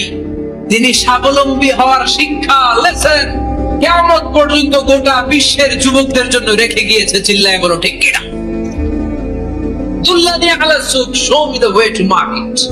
মার্কেট কোথায় দেখাও। পনির আর ঘি নিয়ে ব্যবসা করতে করতে কয়েক মাসের ব্যবধানে ইতিহাস সাক্ষী, সাইয়েদনা আব্দুর রহমান ইবনে আউফ মদিনার বিশাল বড় বিজনেস ম্যাগনেটে পরিণত হয়ে গেলেন। চিল্লায় পড়েন আল্লাহ। এজন্য ব্যবসার ভিতরে বরকত ঢুকিয়ে দিয়েছে কে? বিষ্ণু বললেন, আত-তাজিরা সাদুকাল আমিন মা'আন নাবিয়্যিন ওয়াস সিদ্দীকিন ওয়াস শুহাদা'i ওয়াস সালিহিন। আমানতদার ব্যবসায়ী, তারা সাধারণ কোনো মানুষ নয়, কিয়ামতের দিন নবীদের সাথে হাসর হয়ে যাবে। তারা যারা ব্যবসা করেন, এটা সাধারণ বিষয় নয়। বিষ্ণু ইসলাম নিজেও ব্যবসায়ী ছিলেন। ওনার জীবনের প্রথমে তিনি খাদিজা রাদিয়াল্লাহু তাআলা আনহার ব্যবসার স্টাফ হয়ে কাজ শুরু করেছেন, এরপর নিজে ব্যবসা শুরু করেছেন। এরপরে খাদিজাতুল কুবরা রাদিয়াল্লাহু তাআলা আনহার সব সম্পত্তি বিয়ের পরে বিশ্বনবীর পায়ের সামনে ঢেলে দিয়েছেন। বললেন, ইয়া রাসূলুল্লাহ, এই সম্পদ আমি আপনাকে দিয়ে দিলাম, আপনি ইচ্ছামতো দিনের প্রয়োজনে খরচ করেন। সুবহানাল্লাহ পড়েন। এজন্য বিষ্ণু ইসলাম আমাদের জন্য উপমা, রহমান ইবনে আউফ আমাদের জন্য উপমা। যারা ব্যবসা করেন তারা বিষ্ণু ইসলামের সুন্নাহ পালন করছেন। আত-তাজির আস-সাদুক আল-আমিন, বিষ্ণু বললেন সত্যবাদী আমানতদার ব্যবসায়ী, যে ব্যবসা করতে যে মিথ্যা কথা বলে না। অনেক ব্যবসায়ীরা আছে পণ্য চালানোর জন্য মিথ্যা কথা বলে আর কসম কাটে, আছে না নাই? এমনটা করা যাবে? সকালবেলা স্ত্রীরে বলে, এই গরুগুলা বিক্রি করবো, তুই একটা দাম কত কমু? স্ত্রীরে শিখাই দিচ্ছে, এই গরুর দাম তুই 40,000। তো বউ বলে, ঠিক আছে, দাম কইলাম 40,000। তো এরপরে বাজারে যখন গরু বিক্রি করতে যায়, একজন যখন বলে যে, ভাই এটা 30,000 টাকা দিয়ে কিনবো, ভাই আল্লাহর কসম সকালে একজন 40,000 দাম কইছে, আমি দেই নাই। আছে না নাই? কৌশল করে গৌরে শিখাইছে, সকালে তুই দাম কর 40,000। তো বাজারে সকালে একজন দাম করছে, দাম করে কইছে 40,000 দেই নাই, আপনার 30,000 কেমনে দেই? এরকম ডাকাইতে আছে না নাই? নাই, আমি কই নাই, এরা কই আছে। এই জমিনটাকে আল্লাহ সাহালাতুল মাসালিক, চলার জন্য সহজ বানিয়ে দিয়েছেন। ফ্ল্যাট, উঁচু নিচু নাই। এই যে প্যান্ডেলের এখানে উঁচু নিচু আছে, আজকে এইখানে যদি উঁচু হতো, ওইখানে নিচু হতো, আমরা ঠিক মতো দেখতে পারতেন? বিমান থেকে এটা খুব সুন্দর দেখা যায়, জমিনটা খুব ফ্ল্যাট দেখা যাবে, সমতল। এই সমতল হওয়ার কারণে এখানে চাষাবাদের সুযোগ সুবিধা করে দিয়েছে কে? তাহলে বোঝা গেল এই জমিনটা সমতল এবং উর্বর, ভেরি ফার্টাইল ল্যান্ড। আমাদের সালাত শেষ, আমরা কাজে চলে যাব, আবার আজান হলে মসজিদে ঢুকে যাবে। এটাই হচ্ছে ইসলামের নিয়ম। সাইয়েদনা ওমর ফারুক যখন মসজিদে নববীর ইমাম, তিনি ইয়ামান দেশের কিছু লোকদের সাথে সাক্ষাৎ করলেন। কোন দেশের? ইয়েমান, যুদ্ধ বিধ্বস্ত একটা দেশ। এখন প্রাচীন নগরী হাদরামাউত, বা'লাবাক, এই ইয়ামান দেশের কিছু লোকের সাথে তিনি সাক্ষাৎ করলেন। তারা গোল হয়ে বসে থাকে, নামাজের পরে যায় না, বসে বসে সুবহানাল্লাহ পড়ে, আলহামদুলিল্লাহ পড়ে জিকির করে। ওমর ফারুক ভাবলেন দেখি পরের ওয়াক্তে কি হয়। উনি আসরের নামাজে ইমামতি করতে আসলেন, এসে দেখলেন ইয়ামানের লোকেরা মসজিদের বারান্দায় আশেপাশে বসে আছে, সবাই যায়, এরা যায় না। মাগরিবের সালাতে উনি ইমামতি করতে আসলেন, ওমর ফারুক নামাজ শেষ করে দেখলেন সবাই চলে যায়, কিন্তু ইয়ামানের লোকগুলো যায় না। এশার সালাত পর্যন্ত তিনি ওয়েট করলেন। এশার নামাজ পড়ে চলে যাওয়ার সময় ওমর ফারুক দেখলেন সবাই নামাজ পড়ে কাজে চলে যায়, কিন্তু ইয়ামান দেশের লোকগুলো যায় না। ওমর ফারুক বললেন, মা বালুকুম মা খাতবুকুম, ঘটনা কি? কি হয়েছে তোমাদের? সবাই নামাজ পড়ে চলে যায়, কাজে যায়, তোমরা যাও না কেন? এখানে কি করো? ইয়ামানিরা বলতে শুরু করলো, নাহনু আল মুতাওয়াক্কিলুনা আলাল্লাহ, আমরা এখানে আল্লাহর উপর তাওয়াক্কুল করে বসে আছি।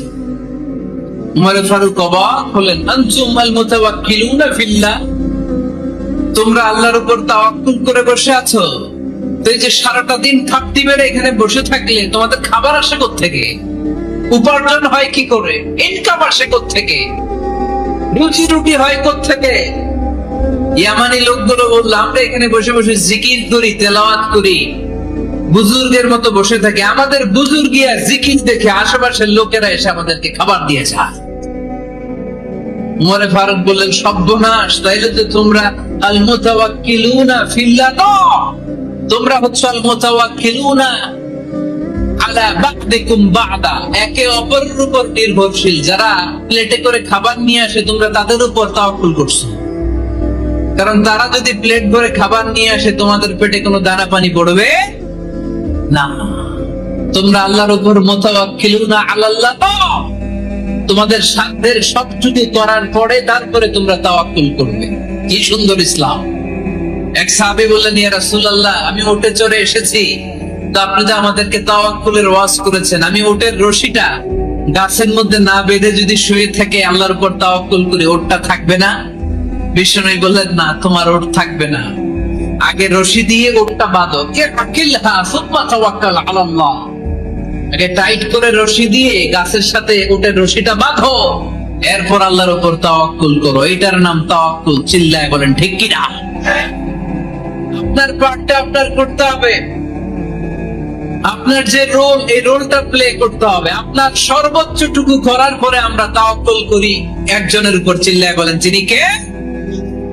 ওমর ফারুক বললেন, তোমরা মুতাওয়াক্কিলুনা আলাল্লাহ নাও, তোমরা বের হয়ে যাও, খবরদার এরপরে কোনদিন তোমাদেরকে যেন এই মসজিদের মধ্যে ঘাপটি মেরে গোল হয়ে বসে থাকতে না দেখা যায়। কারণ ফাইদা কুদিয়াতিস সালাতু ফান্তাশিরু ফিল আরদ ওয়াবতাগু মিন ফাদলিল্লাহ, ইসলামের বিধান হচ্ছে যখন নামাজ শেষ মসজিদে বসে থাকা যাবে। চিল্লায় বলেন, বসে থাকা যাবে? যাবে না, সর্বোচ্চটুকু করে তারপরে আপনাকে বের হয়ে যেতে হবে। প্রতিদিন সকালবেলা পাখির বাসা থেকে দেখবেন পাখিগুলো খালি পেটে বের হয়ে যায়। আপনাদের এই এলাকায় পাখির বাসা আছে? কি পাখির বাসা আছে? হ্যাঁ, সব পাখি আছে? তো সকালবেলা দেখবেন পাখির বাসা থেকে পাখিগুলো খালি পেটে বের হয়ে যায়। বিকেল বেলায় পাখিগুলোর ওজন পূর্তি করে, পেট ভর্তি করে আবার পাখির নিড়ে ফিরিয়ে দেয় কে? কারণ পাখিগুলো তাওয়াক্কুল করেছে কার উপর? পাখিগুলো তাওয়াক্কুল করে যদি পাখির নিড়েই বসে থাকতো, ওদের পেটে খাবার আসতো? কথা বলেন, বিশ্বনবী এটাই বললেন, তাকদু খিমাসান ওয়া তারুহু বিতানা।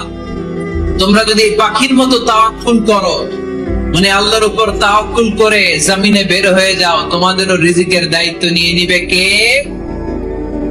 সকালবেলা প্রতিটা পাখি না খেয়ে বের হয়ে যায়,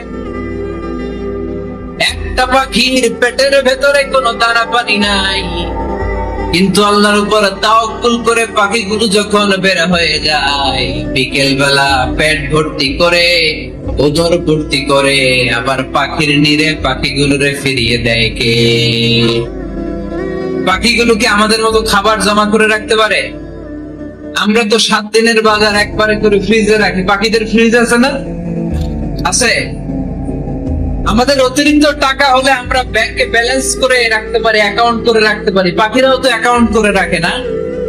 না, প্রতিদিন না খেয়ে বের হয়। কালকে ওই পাখিটা কি খাবে, কোন জায়গা থেকে তার রিজিকের ব্যবস্থা হবে, আল্লাহ ছাড়া কেউ জানে। এটার নাম তাওয়াক্কুল। এটার নাম কি? আমাদের সাধ্যের, আমাদের ক্যাপাসিটি, আমাদের ক্যাপাবিলিটির সবটুকু করে আমরা তাওয়াক্কুল করি একজনের উপর। চিল্লায় বলেন তিনি কে? এজন্য ইসলাম আমাদেরকে শিখায়, সালাত যখন শেষ বের হয়ে যাও, কাজে নেমে পড়ো। কাজে কোনো লজ্জা নাই, পরিশ্রমে কোনো লজ্জা আছে? যিনি রিক্সা চালায় এতে তার কোনো লজ্জা আছে? দিনমজুর, কুলি, ঠেলা গাড়ি চালায়, ছোট্ট ব্যবসা করে, এতে কোনো লজ্জা আছে?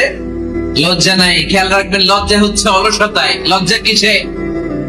বিষ্ণু ঈসা ইসলাম বলেছেন, মা আকালা আহাদুন তাআমান কাত্তু খায়রুম মিন আইয়াকুলা মিন আমালি ইয়াদি। নিজ হাতে উপার্জিত খাবারের চেয়ে, অর্থের চেয়ে শ্রেষ্ঠ খাবার পৃথিবীর কোন মানুষ কোনদিন ভক্ষণ করে নাই। চিল্লায় এখন সুবহানাল্লাহ। শ্রেষ্ঠতম খাবার, নিজ হাতে উপার্জিত খাবার। ঘাম জড়িয়ে যে অর্থ উপার্জন করা হয়, যে ইনকাম করা হয়, এটা হালাল। আর হালাল খেয়ে দোয়া করলে কবুল করে কে? এজন্য খেটে খাওয়া মানুষ, শ্রমজীবী মানুষ আর মেহনতি মানুষদেরকে বিশ্বনবী খুব ভালোবাসতেন। তারা বিশ্বনবীর বন্ধু, আর বিশ্বনবী ছিল তাদের বন্ধু। সুবহানাল্লাহ পড়েন। এত ভালোবাসতেন বিশ্বনবী খেটে খাওয়ার মেহনতি মানুষদেরকে। সব সময় বিষ্ণু ইসলাম তাদের জন্য দোয়া করতেন। এজন্য যারা খেটে খায় তারা কপালওয়ালা, তারা মুস্তাজাবুদ দাওয়া। তারা কি? মুস্তাজাবুদ দাওয়া মানে এমন ব্যক্তি, যে ব্যক্তি দোয়া করতে দেরি হয় কিন্তু দোয়া কবুল হতে দেরি হয় না। আপনারা এখানে ব্যবসা করেন কে কে? দেখি তো, হাত তোলেন তো। ব্যবসা, মাশাআল্লাহ, অনেক ব্যবসায়ী আছে তো দেখি। আচ্ছা, হাত নামান। চাকরি করেন কে কে? চাকরি, চাকরি তো অনেক করে দেখি, হাত নামান। প্রবাসী, ছুটিতে দেশে আসছেন। হুজুর আমি আছি, কই? আপনি দেখতে আসছেন? মাশাআল্লাহ। কোন দেশে থাকেন? সৌদি আরব। আলহামদুলিল্লাহ। সৌদিতে ভাল লাগে নাকি সৌদি স্বপ্নের দেশ, থাকতে থাকতে জীবন শেষ? ইনশাআল্লাহ। আচ্ছা, ইউনিভার্সিটির স্টুডেন্ট আছো কারা কারা দেখি? মাশাআল্লাহ, হাত নামাও। ক্লাস 5 থেকে ইন্টারমিডিয়েট পর্যন্ত পড়াশোনা করতেছো, অথবা দাখিল আলিম পর্যন্ত, কারা কারা দেখি? মাশাআল্লাহ, হাত নামাও, হাত নামাও। একবারও যারা হাত তোলেন না, এবার তারা হাত তুলেন। আপনারা কি করেন? হ্যাঁ, বেকার। বাংলাদেশে চাকরির বাজার খুব মন্দা, ঠিক কিনা? বাংলাদেশ ইন্ডিয়াতে চাকরি পেতে অনেক কষ্ট। সামান্য একটা পদের জন্য যেখানে চেয়েছে ক্লাস 8 পাস, এখানে ডবল মাস্টার ডিগ্রি অ্যাপ্লাই করছে কয়েক লক্ষ। এজন্য আমাদেরকে উদ্যোক্তা হতে হবে। You have to be the entrepreneur. আমাদের উদ্যোক্তা দরকার, বেশি বেশি নতুন নতুন উদ্যোক্তা। নিজেই এমন আইডিয়া নিয়ে আসবে, যে আইডিয়া বিক্রি করে, দুর্দান্ত আইডিয়া দিয়ে তুমি পুরো দেশ কাঁপিয়ে দিতে পারো। পারা যাবে না ছেলেরা? আইডিয়ার অনেক দাম। You have to generate new ideas. নতুন নতুন আইডিয়া এনে মানুষ গোটা বিশ্বকে তাক লাগিয়ে দিচ্ছে। এই যে গত কয়েক বছর আগে কারের একটা রাইড চালু হয়েছে, নাম হয়েছে উবার। কি নাম? ঢাকায় যারা চলাফেরা করেন তারা হয়তো চলেছেন, উবারের নাম শুনছেন না? এই উবার কোম্পানি কি করে জানেন? নিজেদের ব্যবসা নাই, পুঁজি নাই, পাত্তি নাই, অফিস নাই, কিচ্ছু নাই, কোটি কোটি টাকা হাতায় নিচ্ছে। Just idea, just they are generating new ideas. নতুন নতুন আইডিয়া দিয়ে গোটা বিশ্ব কাঁপিয়ে নিয়েছে একটা মোবাইল অ্যাপস এর মাধ্যমে। কিসের মাধ্যমে? Mobile apps. একটা কোম্পানি খুলেছে, গোটা বিশ্বের সব প্রাইভেট কারওয়ালারা ওইখানে রেজিস্ট্রেশন করে আপনি মোবাইলে কোথায় যাবেন, কোত্থেকে যাবেন লিখবেন, গাড়ি আপনার বাড়ির সামনে এসে হাজির। তার একটা পার্সেন্টেজ ওই উবার কোম্পানি পায়। ইউনাইটেড স্টেটস অফ আমেরিকার একটা স্টেট আছে সান ফ্রান্সিসকো, ওইখান থেকে শুরু করছে। 775টা সিটিতে ওদের অপারেশন আছে। বাংলাদেশে ঢাকাতেও আছে। আমি মালয়েশিয়াতে থাকি, ওখানেও আছে, ওখানেও আমরা চড়ি। প্রায় 63টা দেশে ওদের কাজ আছে। গত বছর 2018 সালে ওদের প্রফিট ছিল, রেভিনিউ ছিল 11.27 billion US dollar, 11.27 US billion dollar. Just they are selling their ideas. নতুন নতুন আইডিয়া দিয়ে গোটা বিশ্ব কাঁপাচ্ছে। এই উবার যখন চালু হলো, আমি যখন মালয়েশিয়া শুনলাম বাংলাদেশে নতুন আরেকটা বাইর হয়েছে, পাঠাও। কি নাম? এটা বোধহয় সারা বাংলাদেশ ব্যাপী হয় নাই, 3টা জায়গায়, সিলেটে, চট্টগ্রামে আর ঢাকায়। এরা আরো চালাক। বাংলাদেশের ছেলেপেলেদের মাথায় চিকন চিকন অনেক বুদ্ধি। এরা ভাবলো এই উবার দিয়ে আর আমরা কত আগাবো, আমাদের গাড়ি আরো ছোট করতে হবে। এরা মোটরসাইকেল রাইড দেওয়া শুরু করছে। জ্যামের শহর ঢাকা, চিপা চাপা দিয়া এরা আপনারা নিয়ে জায়গা মতো পৌঁছায় দেবে।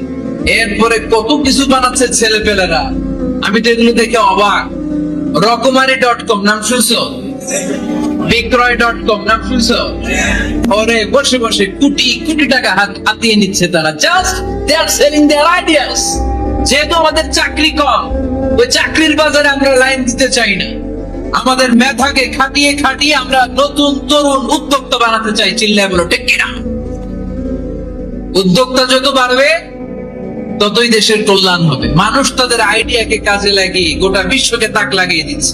আমরা আমাদের সমতল ভূমিতে চাষ করতে চাই না। মালয়েশিয়াতে একটা এলাকা আছে ক্যামেরুন হাইল্যান্ড, ওরা পাহাড়ের মধ্যে চাষাবাদ করে গোটা মালয়েশিয়ার খাদ্যদ্রব্যের অভাবকে মুক্ত করে দিয়েছে। পাহাড়ের মধ্যে ওখানে ফুলের বাগান, ক্যামেরুন হাইল্যান্ড প্রায় 6000 ফিট উঁচু, প্রচন্ড ঠান্ডা। এই ঠান্ডা পাহাড়ে হিল ট্র্যাক্টস এরিয়াতে মালয়েশিয়ার এই ক্যামেরুন হাইল্যান্ডে ওখানে আছে ফুলের বাগান, আছে ফলের বাগান, আছে চায়ের বাগান, ওখানে মধুর চাষ হয়, ওখানে শাকসবজি চাষ হয়, ওখানে অনেক কিছু চাষাবাদ হয়। ওই ফলমূল শাকসবজি দিয়ে গোটা মালয়েশিয়ার 14টা স্টেটে যত শাক সবজি ফলমূল লাগবে ওরা আঞ্জাম দেয়। আর আমরা আমাদের সমতল ভূমিতে চাষ করতে চাই না। আমরা চাষাবাদকে খুব লজ্জা মনে করি। এটা ভুল আইডিয়া। আমাদের যে এলাকা যে জিনিসের জন্য বিখ্যাত ওইটাকে আমাদের ব্র্যান্ডিং করতে হবে। লক্ষ্মীপুর কিসের জন্য বিখ্যাত?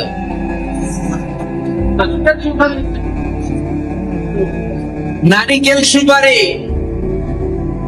নারিকেল সুপারি যে পৃথিবীর কত মানুষ, ইন্দোনেশিয়ান লোকেরা মুড়ির মতো খায় নারিকেল আর সুপারি। এইটারে আমাদের ব্র্যান্ডিং করতে হবে। যেই দেশে যেটা আছে, যে এলাকা যেই পণ্যের জন্য বিখ্যাত ওইটা আমাদের ব্র্যান্ডিং করতে হবে। আমাদের আদমজির জুট মিল বন্ধ না? ভাওয়ানি জুট মিল বন্ধ। আমাদের পাট শিল্পকে ধ্বংস করে দিয়ে ইন্ডিয়া এখন ওই কটনের পাঞ্জাবি বানায়, জুট কটনের পাঞ্জাবি। আছে না নাই? পুরা বাংলাদেশের মার্কেট এই জুট কটনের পাঞ্জাবি দিয়ে সয়লা। আমাদের বাংলাদেশের পাট দিয়ে যদি আমরা মিহি পাঞ্জাবি বানাতে পারতাম, গোটা বিশ্ব বাজারকে আমরা দখল করে নিতে পারতাম। ঠিক কিনা? এর জন্য আমাদেরকে নতুন নতুন আইডিয়া জেনারেট করতে হবে। চাকরির পিছনে বসে থাকলে চলবে না। আর আজান যদি হয়ে যায় ছুটে যাবো মসজিদে, আর নামাজ শেষ হলে আমরা আমাদের কাজের দিকে চলে যাব। চিল্লায় বলেন ঠিক কিনা? যেটাই করবো আমরা ভালোভাবে করবো। আল্লাহ বলেছেন লিয়াবলুয়াকুম আইয়ুকুম আহসানু আমালা। আওয়াজ করে উত্তর দিতে হবে। জান্নাতে যেতে হলে 100তে কত নাম্বার পেতে হবে? হ্যাঁ, হয় নাই 51। কি নাম তোমার? হ্যাঁ, ফরহা।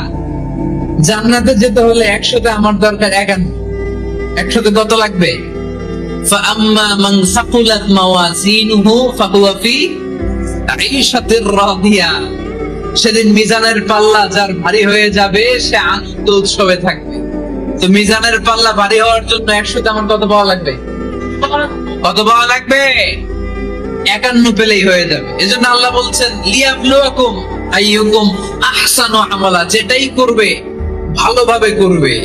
আল্লাহ এটা পরীক্ষা করতে চান যে আমরা ভালোভাবে কে কতটুকু আমল করেছি। যারা আরবি বোঝেন আলেম ওলামা আপনারা জানেন এখানে আল্লাহ বলেননি লিয়াবলুয়াকুম আইয়ুকুম আকসারু আমালা। আল্লাহ এটা দেখতে চান যে তোমাদের মধ্যে থেকে কে বেশি আমল করে, এটা বলছে আল্লাহ? বলে নাই। আল্লাহ বলেছে লিয়াবলুয়াকুম আইয়ুকুম আহসানু আমালা, যে ভালো করে করে। এজন্য আমরা যাই করি না কেন কি করে করব? আওয়াজ করে বলতে হবে। কেমন করে করব? যে কোনো কাজ করো না ভাই, যে কোনো কাজ করো তা যেন হয় সবার চেয়ে সবচেয়ে সুন্দর। পড়েন, যে কোনো কাজ করো না ভাই, যে কোনো কাজ করো তা যেন হয় সবার চেয়ে সবচেয়ে সুন্দর। পড়েন, যে কোনো কাজ করো না ভাই, যে কোনো কাজ করো তা যেন হয় সবার চেয়ে সবচেয়ে সুন্দর। হোক না সেটা পড়া লেখা, রঙের ভাষায় ছবি আঁকা। পড়েন, হোক না সেটা পড়া লেখা, রঙের ভাষায় ছবি আঁকা। হোক না সেটা সামান্য কাজ কিংবা মহত্তর, তা যেন হয় সবার চেয়ে সবচেয়ে সুন্দর। যে কোনো কাজ করো না ভাই, যে কোনো কাজ করো তা যেন হয় সবার চেয়ে সবচেয়ে সুন্দর। চিৎকার করে বলেন ঠিক কিনা? আমরা যেটাই করি না কেন ওইটা ভালো করে করার দরকার আছে না নাই? এজন্য কাজে আর শ্রমে কোনো লজ্জা নাই। লজ্জা হচ্ছে অলসতায়। লজ্জা কিসে? অলসতায়। বিষ্ণু ঈসা ইসলামের কাছে এক সাহাবী এসে বলল, ইয়া রাসূলুল্লাহ আ'তিনি শাইআন, আপনি আমাকে কিছু দান করেন, আমার কিছুই নাই। বিষ্ণু বললেন, তোমার কিছু নাই? সাহাবী বললেন, ইয়া রাসূলুল্লাহ ঘরে আমার শুধু 2টি জিনিস আছে। কয়টা? চিল্লায় বলেন কয়টা? এক হচ্ছে একটা জামা, 2 হচ্ছে পানি খাওয়ার একটা জগ। বিষ্ণু বললেন, এই 2টাই নিয়ে আসো। বিশ্বনবীর কথা শুনে ওই সাহাবী ঘর থেকে জামা নিয়ে আসলেন, পানি খাওয়ার জগ নিয়ে আসলেন। বিশ্বনবী সাল্লাল্লাহু আলাইহি ওয়াসাল্লাম ওনার মুবারক হাত দিয়ে এক হাতে জামা ধরে আরেক হাতে পানির জগটা ধরে সাহাবীদের দিকে উদ্দেশ্য করে বললেন, মাইয়াশতারি হাদাইন, এই 2টা জিনিস কেনার মতো কে কে আছে দেখি? কয়েকজন হাত তুললো। বিশ্বনবী বললেন, কত দিয়ে কিনবা? এক সাহাবী বলে, ইন্নী আশতারিহিমা বিদিরহাম, ও নবী যদিও এগুলো আমার দরকার নাই, কিন্তু আপনি যেহেতু নিলামে ডাক তুলেছেন, ইয়া রাসূলুল্লাহ ইয়া হাবিবাল্লাহ, আপনার সম্মানে আমি 1 দিরহাম দিয়ে 2টা জিনিস কিনে নেব। 1 দিরহাম, একটা জামা, একটা পানি খাওয়ার জগ, দাম কত? 1 দিরহাম। বিশ্বনবী বললেন, না না, 1 দিরহাম তো অনেক কম হয়ে যায়। মাইয়াজিদু আলা যালিক, এর চেয়ে বেশি দামে কে কিনবা? আরেক সাহাবী হাত তুলে বলতে লাগলেন, ইয়া রাসূলুল্লাহ ইয়া হাবিবাল্লাহ ওয়া ইন্নী আশতারিহিমা বিদিরহামাইন, আমি এই জামাটা পানি খাওয়ার জগটা 1 দিরহাম নয় 2 দিরহামের বিনিময়ে কিনতে চাই। বিষ্ণু ইসলাম ওই সাহাবাকে দিয়ে 2 দিরহাম নিয়ে, যে লোকটা ভিক্ষা করতে এসেছিল তার হাতে 2 দিরহাম দিয়ে বললেন, যাও 1 দিরহাম দিয়ে ঘরে খাবার কিনে দিয়ে আসো, আরেক দিরহাম দিয়ে একটা কুঠার কিনে নিয়ে আসো। শুনতেছেন? কি কিনে নিয়ে আসো? কুঠার দিয়ে কি করে? গাছ কাটে। ওই সাহাবী কুঠার কিনে নিয়ে আসার পরে বিশ্বনবী নিজ হাতে কুঠারের মধ্যে একটা কাঠের হাতল লাগাই দিলেন। আল্লাহু আকবার। হাতল ছাড়া কুঠার ইউজ করা যাবে? বিশ্বনবী নিজ হাতে ওই কুঠারের ভিতরে একটা হাতল লাগাই দিলেন আর বললেন, লা উরিদু আন আরাকা 15 আইয়াম, এই কুঠার নিয়ে জঙ্গলে যাও, গায়ে অনেক শক্তি আছে, কাঠ কাটো, এই কাঠ কেটে বাজারে বিক্রি করো, সামনের 15 দিন যেন আমি আমার চোখের সামনে তোমার না দেখি। বিশ্বনবীর পরামর্শ অনুযায়ী কুঠার নিয়ে ওই সাহাবী জঙ্গলে চলে গেলেন। কাঠ কেটে বাজারে বিক্রি করতে করতে 15 দিন পরে 10 দিরহাম নিয়ে বিশ্বনবীর দরবারে হাজির হয়ে গেলেন। 10 দিরহাম নিয়ে বিশ্বনবীর কাছে হাজির হয়ে গেলেন। সাহাবী এসে বললেন, ইয়া রাসূলুল্লাহ, এখন আর আমার ভিক্ষা করা লাগে না, আমার গায়ে অনেক শক্তি আল্লাহ দিয়েছে, আই এম ভেরি এনার্জেটিক। আপনার দেয়া বরকতের কুঠার দিয়ে আমি কাঠ কেটে কেটে স্বাবলম্বী হতে শুরু করেছি। সুবহানাল্লাহ পড়েন। আমি এখন 10 দিরহামের মালিক। বিষ্ণুই বললেন, লা আইয়াতাতিবা আহাদুকুম হুসনাতান আলা দাহরিহি খায়রুম মিন আইয়াসআলা শাইআন ফায়ুতিয়াহু আও ইয়ামনাহু। যাদের গায়ে শক্তি আছে তারা ভিক্ষা না করে কাঠ কেটে পিঠে সেই বোঝা নিয়ে বাজারে বিক্রি করা অনেক ভালো। কারণ কারো কাছে যদি তুমি হাত পাতো, সে দিতেও পারে, নাও দিতে পারে।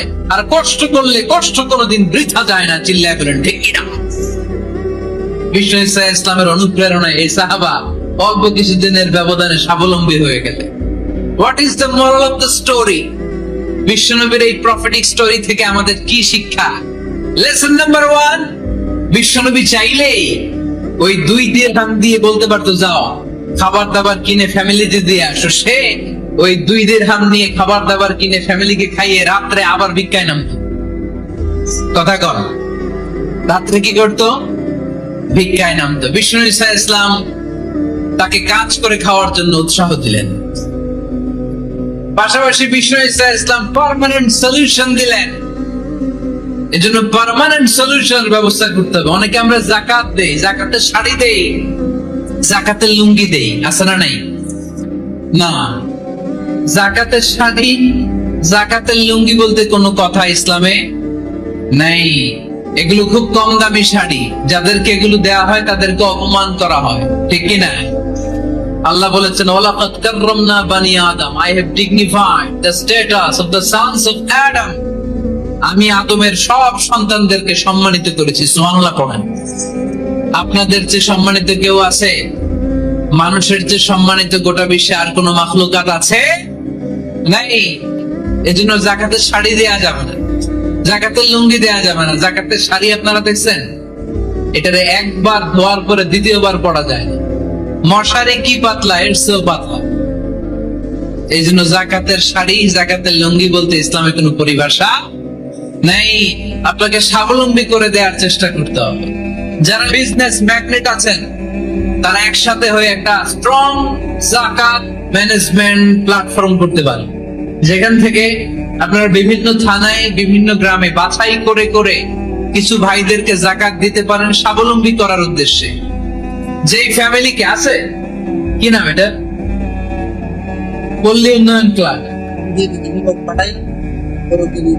মাশাআল্লাহ, যাকাত ফান্ড দিয়ে বিদেশে লোক পাঠায়। এর চেয়ে সুন্দর পদ্ধতিতে যাকাত বিতরণ আর হতে পারে? যেই লোকটাকে, যেই ছেলেটাকে বিদেশে পাঠানো হয়েছে, ওই ফ্যামিলিটা আর কোনোদিন যাকাতের শাড়ি নেওয়ার জন্য লাইনে দাঁড়াবে? যেই ছেলেটাকে ওনারা অস্ট্রেলিয়ান গাভী কিনে দিছে, দুধ বিক্রি করে যেই ফ্যামিলিটা স্বাবলম্বী হতে শুরু করেছে, তারা আর কোনোদিন যাকাতের লাইনে যেয়ে দাঁড়াবে? এজন্য যাকাত দিতে হবে স্বাবলম্বী করার জন্য। ইসলাম আমাদেরকে এটাই শিখিয়েছে, কাজ করে খেতে হবে। কাজে লজ্জা নেই, লজ্জা হচ্ছে অলসতায়। লজ্জা কিসে? আজকের আলোচনা থেকে এটা মুখস্থ করে নিতে হবে। কাজে লজ্জা নেই, ইয়াংস্টারেরা, শ্রমে লজ্জা নেই, পরিশ্রমে লজ্জা নেই, লজ্জা অলসতায়। লজ্জা কিসে? আরো জোরে। নেতা হতে গেলে ভাষণ দেওয়া লাগে, বক্তব্য জানা লাগে, বক্তব্যের যত সৌন্দর্য আছে, যত পারঙ্গমতা আছে, তার সব আমার নবীর বক্তব্যের মধ্যে আছে। নাই? আচ্ছা, সেজন্য ট্রু লিডার যারা, তারা বক্তব্য করতে জানে, ভাষণ লিখতে জানে, তাদের বক্তব্য দিয়ে মানুষের হৃদয়কে জয় করতে জানে, ঠিক কিনা? নেতা হওয়ার 4 নম্বর গুণাবলী হচ্ছে, the leader should be broad minded, not narrow minded। নেতা হইলে বড় মনে নিতে হবে। কি মনে নেতার কলিজা হইতে হবে এত বড়, এত বড়, কত বড়, কত বড়। হাত দিয়ে দেখেন, হাত দিয়ে দেখেন। সবাই দেখেন, সবাই দেখেন, এত বড় হইতে হবে কলিজা। পুরো দেহটাই হইতে হবে কলিজা, পুরো শরীরটাই কি তাহলে না, তাহলে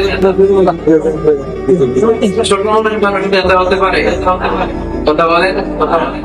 আমাদের দেশের মাননীয় প্রধানমন্ত্রী শেখ হাসিনা, উনি 17 কোটি মানুষের নেতা, ঠিক কিনা? উনি কিন্তু আওয়ামী লীগের প্রধানমন্ত্রী, কথা কম লাগে, শুধু বিএনপির প্রধানমন্ত্রী, শুধু জামাত ইসলামের প্রধানমন্ত্রী, শুধু জাতীয় পার্টির প্রধানমন্ত্রী, এই 17 কোটি মানুষের প্রধানমন্ত্রী আওয়াজ করে বলেন, ঠিক কিনা? তার মানে নেতা সবার জন্য হৃদয়ে ভালোবাসা থাকা যায়, অ্যাকোমোডেটিভ মেন্টালিটি হতে হবে, সবাইকে অ্যাকোমোডেট করতে জানতে হবে। এবার দেখি আল্লাহ রাসূল সাল্লাল্লাহু আলাইহি ওয়াসাল্লামের মধ্যে এইগুলো ছিল কিনা। আল্লাহর হাবিব সাল্লাল্লাহু আলাইহি ওয়াসাল্লামের নেতৃত্বে গুণাবলী বলতে যে আল্লাহ তাআলা কোরআনে বিশ্বনবীকে একটা উপাধি দিয়েছেন, উপাধিটা হচ্ছে রাহমাতাল লিল আলামিন। সুবহানাল্লাহ পড়বেন না? রব্বুল আলামিন বলেন ওয়ামা আরসালনাকা ইল্লা রাহমাতাল লিল আলামিন। পড়েন সবাই, পড়েন সবাই। ওয়ামা আরসালনাকা ইল্লা রাহমাতাল লিল আলামিন। নবী হে, নবী হে, আমি গোটা বিশ্বের জন্য আপনাকে রহমত করে প্রেরণ করেছি। I have sent you as a mercy for the entire universe. গোটা বিশ্বের জন্য আপনি রহমত, আপনি রহমত। সুবহানাল্লাহ বলেন। আল্লাহকে এখানে বলছে আল্লাহ আরসালনাকা ইল্লা রাহমাতাল লিল মুসলিমিন। নবী হে, আপনারে মুসলমানদের জন্য রহমত করে পাঠিয়েছি, পাঠিয়েছি বলেছেন। আল্লাহ কি বলছেন? রাহমাতাল লিল মুত্তাকিন, মুত্তাকিন, মুত্তাকিদের জন্য রহমত, আল্লাহ বলছেন যে রাহমাতাল লিল মুসাল্লিন, নবী হে, আপনি মুসল্লিদের জন্য রহমত, রহমত। আল্লাহ কি বলেছেন? আল্লাহ কি বলেছেন?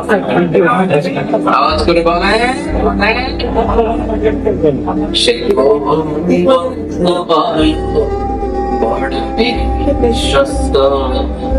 আমার পার্সোনালিটি দ্বিতীয় কেউ আছে? যার কাছে মনে হলে বলা যায়, যার কাছে বলে দেয়া যায়, অবদায় অতিয়া সুস্থ তার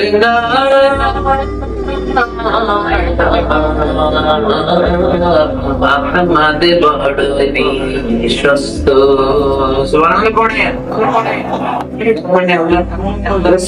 ইসলামের চেয়ে বেশি বিশ্বস্ত মানুষের পৃথিবীতে দ্বিতীয় কেউ, আমার নবীর চাইতে বড় দিল দরিয়ায় পৃথিবীতে দ্বিতীয় কেউ।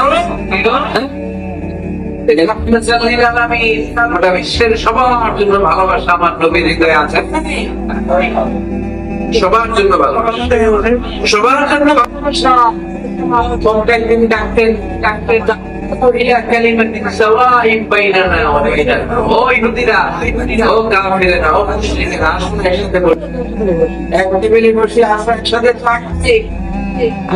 একসাথে বসি। আমাদের সবার মধ্যে যে জিনিসগুলোতে মিল আছে, আসলে মিল গুলোকে সামনে নিয়ে আমরা একসাথে বসে যাই। পড়ে দেখেন, কাফের মুশরিকদের সাথে বিশ্বনবী বসতে চাইতেন, আমরা মুসলমান মুসলমান বসতে পারি না, আছে না নাই? আমার নবী খ্রিস্টান পাদ্রীর জন্য আমার নবী মসজিদে নববীর দরজা খুলে দিচ্ছেন। মুসলমানের জন্য মসজিদের দরজা তালা লাগানো আছে না নাই? করতেছেন কেন? করলেন কি আপনারা?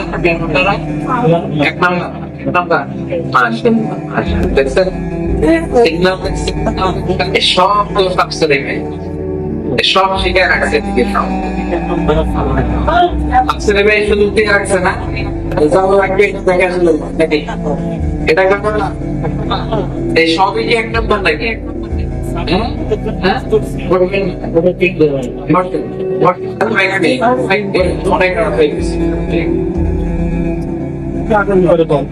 সত্যিকে এখানে বাদ বিচার করি নাই, আমি মানুষ মনে করে সেলিউট করেছি, চিল্লায় বলেন ঠিক। আমি মানবতাকে সেলিউট করেছি। এটা মানুষ, মানুষ হোক হোক ইহুদি, হোক খ্রিস্টান, হোক মুমিন আর কাফের, আমি এগুলো নিয়ে বাস বিচার করি নাই। আমি দেখেছি এটা মানুষ। সুবহানাল্লাহ পড়েন। মানুষ হিসেবে কনসিডার করি না কেউ। আমাদের সবচেয়ে বড় করেছি আমরা মানুষ, সবচেয়ে বড় করেছি আমরা মুসলিম। এগুলো বুঝলে প্রথমে জিজ্ঞেস করি কোন পীরের পরে, কোন দল করে আছেন তুমি? খালি পিস পিস ইসলাম হাতে পিস পিস, তারা এরকম পিস পিস করে, ওদেরকে পিস পিস করবে কে? খবরদার। আমাদের সবচেয়ে বড় পরিচয় আমরা মুসলিম। আমাদের সবচেয়ে বড় পরিচয় কি? আওয়াজ করে বলতে হবে আমাদের কোরআন কয়টা? সবাই বলতে হবে কোরআন কয়টা, কাবা কয়টা, মদিনা শরীফ কয়টা, আমাদের রব কয়জন? আমাদের প্রভু এক নবী জীবন বিধানে ওই শিবানী তবে কেন কেন মুসলমান একে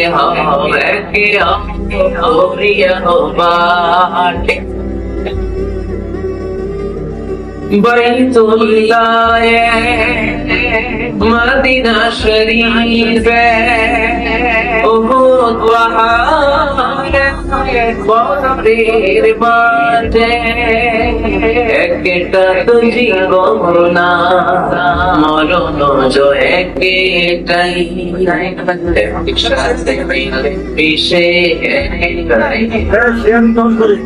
তবু কেন মুসলমান একে করিয়া হবান আমাদের প্রভু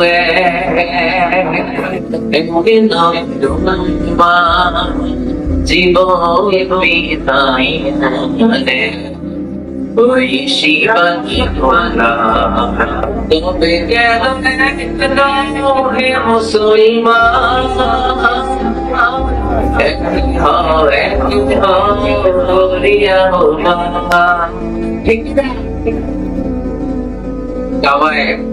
মদিনা শরীফ আমাদের রব আমাদের নবী আমাদের দল মত নির্বিশেষে সবাই মিলে বিশ্ব ইসলামের কাছে টাকা পয়সা ধন সম্পদ জুয়েলারি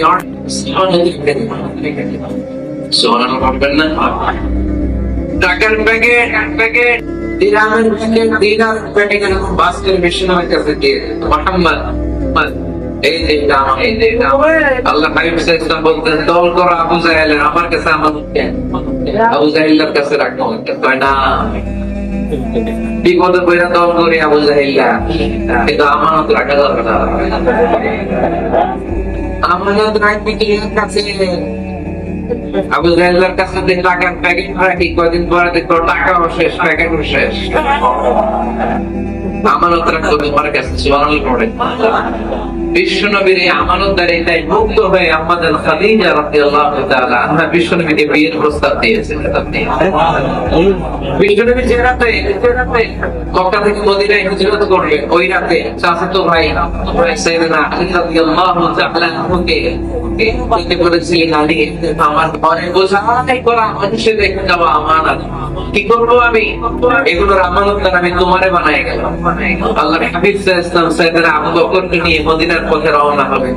সাইয়েদনা আলী রাদিয়াল্লাহু তাআলা বর্ণনা করেন বিশ্বনবীর রেখে যাওয়া আমানতগুলো মক্কার লোকদের হাতে হাতে পৌঁছে দিতে আমার টানা 3 দিন সময় লেগেছে। সুবহানাল্লাহ মানে 3 দিয়া বললেন আওয়াজ করে পড়তে হবে আল্লাহু আকবার। আমানতদার সত্যবাদী জীবনে একটা মিথ্যা বলেন নাই। আপনার পরিবারের সদস্যদের নিকটাত্মীয়দের জাহান্নামের ভয় দেখান এই আয়াত নাযিল হয়ে গেল। বিশ্বনবী সাফা পাহাড়ে উপরে উঠে ডাক দিলেন ও কুরাইশ লোকেরা ও হাশিমি খানদানের ভাইয়েরা, বিশ্বনবীকে কোন ডাক দিলেন, সব লোক ঘর থেকে বের হয়ে গেল। কিরে, পরিচিত কণ্ঠ, এটা তো আমাদের আলামিনের কণ্ঠ। কেন ডাকে? সব বের হওয়ার পরে আল্লাহ নবী সাল্লাল্লাহু আলাইহি ওয়াসাল্লাম বললেন, ও আমার সজাদের ভাইয়েরা, আমি যদি বলি এই পাহাড়ের পেছনে একদম ঘোড় সাওয়ার নাঙ্গা তলোয়ার নিয়ে তোমাদেরকে প্রশ্ন করার জন্য অপেক্ষা করছে, তুমি বিশ্বাস করবা? কথা শুনতেছে? মনোযোগ আছেন তো? সবাই বলে কেন ডাকছে? আল্লাহ বলি, আমি যদি বলি একদম ঘোড় সাওয়ার তোমাদেরকে হত্যার জন্য তলোয়ার নিয়ে রেডি, বিশ্বাস করবা? সবাই বলল না, কত ওজনওয়ালা মানুষের কাছে খেয়াল করেন, সবাই বললো হ্যাঁ বিশ্বাস করবো।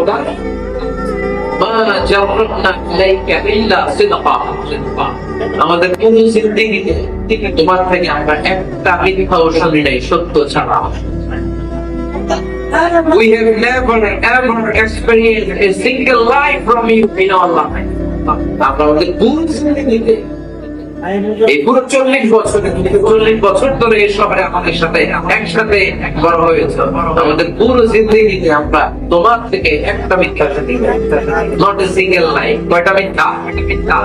চিন্তা করেন এলাকার জনগণ 40 বছর পরে কি স্টেটমেন্ট দিচ্ছে, এই একটা স্টেটমেন্টে বিগত 40 বছরের সার্টিফিকেট রয়েছে। সুবহানাল্লাহ পড়েন।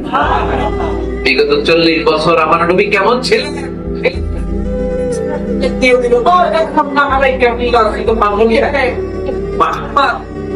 আমরা 40 বছরে তোমার থেকে একটা মিথ্যা শুনি নাই। তুমি সত্যবাদী, তোমার যে বড় সত্যবাদী এই তল্লাটের দ্বিতীয়টা নাই, তাই তুমি যাই বলবা তাই বিশ্বাস করবো। পড়েন সুবহানাল্লাহ। আমার নবী একাধারে সত্যবাদী ছিলেন।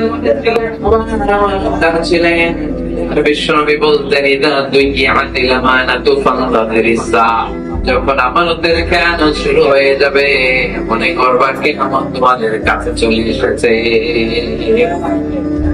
আমানতের খেয়ানত আছে না নাই? নোয়াখালীতে নাই।